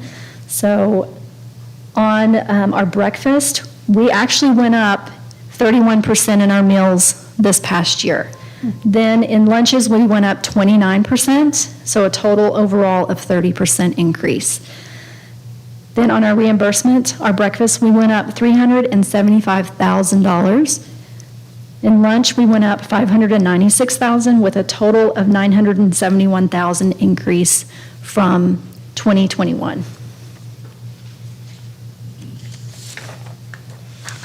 Then our cute little pre-Kers, Emma Robertson Early Learning Academy. This was our first year to do family-style dining there, and these kiddos, they got to engage in a lot of hands-on activities when they were at the table. I know Ms. Lambert wanted to make this definitely a time where they got to learn, so they did get to do different colors and shapes with the foods, counting of the foods, things like that. They got to learn table etiquette and manners while they were there. We introduced a lot of new fruits and some vegetables to the kiddos, and we sent home with them little flyers that kind of talked about it, what the nutritional values were for those things, and a picture of it. And the fun part was they did get to build some of their meals. So we wanted to do something very healthy for them, like a taco salad. So we would take the different components, and they got to build their own salad, which they loved. And then at the end of the day, they ended up getting a daily snack before they went home. Our Healthy Kids Summer Meal Program, that is still going on, and that will end this Friday. As of June 30th, we had 6,549 meals, and we've been partnering with the different community groups to help us take those meals out to the different sites so that we can provide those to kiddos in the community. And then some of our goals for next year is, the biggest one is communication of the free and reduced meal price application, getting that out, getting it in front of households so that they can complete them. Continuing to encourage students to eat with us. We want to serve high-quality food, and we have to maintain our meal pattern at all times. Then replace equipment and smallwares to reduce our fund balance. We know that our fund balance is going to be a little higher next year because of that increased reimbursement rate and so many meals we served. And then with pre-K, they operated their snack program under Child and Adult Care Food Program, which is a little bit different. This coming year, we're going to do it for breakfast, lunch, and snack. And then continue to do the healthy options, such as salads, fresh fruits, and vegetables. And then our Farm to School program, which is Texas-grown produce. This past year, we did incorporate kale, watermelon, apples, grapefruit, all different kinds of things that kiddos had never had. And then, of course, we were unable to do our renovation of Bronner this summer, unfortunately, but that is on the list to do for next summer. And I was going to talk a little bit about our Farm to School program, just very quickly. So it is a program that Texas Department of Agriculture definitely promotes and wants districts to do. And we do order Texas-grown produce through our co-op, and we can also get it through our distributor. And we try and get as much as we possibly can just to help those local farmers. And it was a little bit more difficult this past year because of the supply issues, but whatever we can try to get to put it in front of the kiddos so they can learn and they can experience that is what we try to do. Any questions? Just want to say thank you for all your efforts to make sure all of our students get fed. That's one of the most basic needs that have to be met before they're even ready to start learning for the day. And just appreciate all your efforts and all the efforts of everyone at every campus for what they do for our students daily and even during the summer. Thank you. Thank you very much, Amy. Thank you. I'm going to let you go ahead and do financial statements and then just go right on into cash flow. Thank you, Madam President. Oh, I'm sorry, I forgot the custodial report. Let's do that first. I was going to get on it. Yes, ma'am. Okay. Board in front of you do have a short report about our contracted service agreement with SSC. We're currently served under a contract with SSC that was started in 2018. This past year, we received over 60 complaints from campuses of attention to detail on our campuses. They contain multiple areas that weren't being addressed by SSC. And beginning in February of 2022, they started asking again for CPI increases. Administration did not believe it warranted the increase based on the performance of SSC, so we did not agree to the increases. On June 27th of this year, SSC exercised their right in their contract to terminate our contract, give us 65 days notice, which they did. So at that point, we were happy to take that as their exit. We had started to plan for a director of support services. He is here tonight, and y'all hired him just a few minutes ago in your motion. We are going to take that in-house. It'll happen September 1. It will be an increase in cost. However, we believe that our campuses will be served better, and our campus will be cleaner and safer for our students and staff. And we believe that having those custodians as a part of our family, they'll serve us better at that point.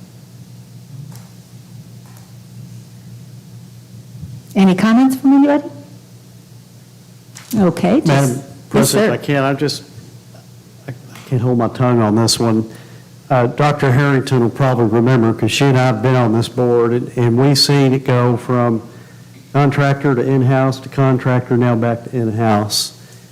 And the last time we were in-house and were asked to go back to a third-party vendor to provide those services in 17-18, that time period, it was portrayed as a move to save us money. And if I remember right, I think it was around $200,000, kind of one-time savings. I truly hope, and I do agree, that it should be in-house, always should have been. And I'd love to meet the new director. I'll be your biggest fan because I see the hard work they do. I'm often on campus after hours, visiting my wife's classroom, and I see how hard they work and how late they're there. So I do hope it works out, and maybe we can keep it in-house for quite a while. And Mr. Jackson, I'll say this, it would be cheaper to outsource, but as we've learned over the last 4 years, you get what you pay for. So, and Ryan is in back, so, sorry, I just met him the other day. Wave at us so I know who we're talking about. Okay, thank you. Right, any other comments? I would just like to state that I think it would really make sense for safety features, that we know firsthand who they're hiring, that it's going to be in every single classroom in every single part of these buildings. So on that respect, I think it's a very good move. All right, go ahead, Emmett. Okay, moving right along into financials. Board, in front of you have the financials for the period ending June 30th, 2022. You can see that our revenues to date are 97.48% of the budget as compared to 96.04% in 2021 and 98.48% in 1920. The expenditures to date represent 70.49% as compared to 76.74% in 2021 and 74.6% in 1920. Some notable things on those financials, if you look at those. As of last month, we started showing a positive number under our interest income and our investment income, and you can see that we are moving in the right direction at this point. Again, we'll talk about that in the investment report, but the short-term investments are currently producing revenue, so it's starting to come up. Again, we've talked about transportation over many months, so we know that fuel has gone up. We expect to spend about $789,000 this year in fuel alone. In the past, we have a budget, and this budget was this year for $485,000. So we increased to approximately $300,000 in fuel expenses. And then, of course, our Function 36, our co-curricular travel has gone up due to COVID restrictions lifting in those areas. And then 51 is due to the portable moves for Bronner and then out to Acton Elementary this year. And those are your financials for June 30th, 2022. Are there any questions?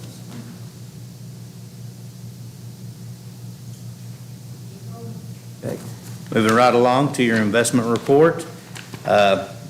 We talked about moving away from the long-term investments, and y'all agreed that that's a good idea, and we are showing a profit at this point. This year for investments, we are at $36,130 in investment revenue. We still showed a little bit of in our long-term investments under our Ameritrade, you can see we had a little depreciation on that, so that took away from that total $56,000 that should have been there. We currently have cash on checking and investments, $64,857,000. And that is your investment report. Any questions for anyone before we continue on? Okay. At that, we will adjourn at 8:03 p.m. Thank you, everyone. Thank you, Board.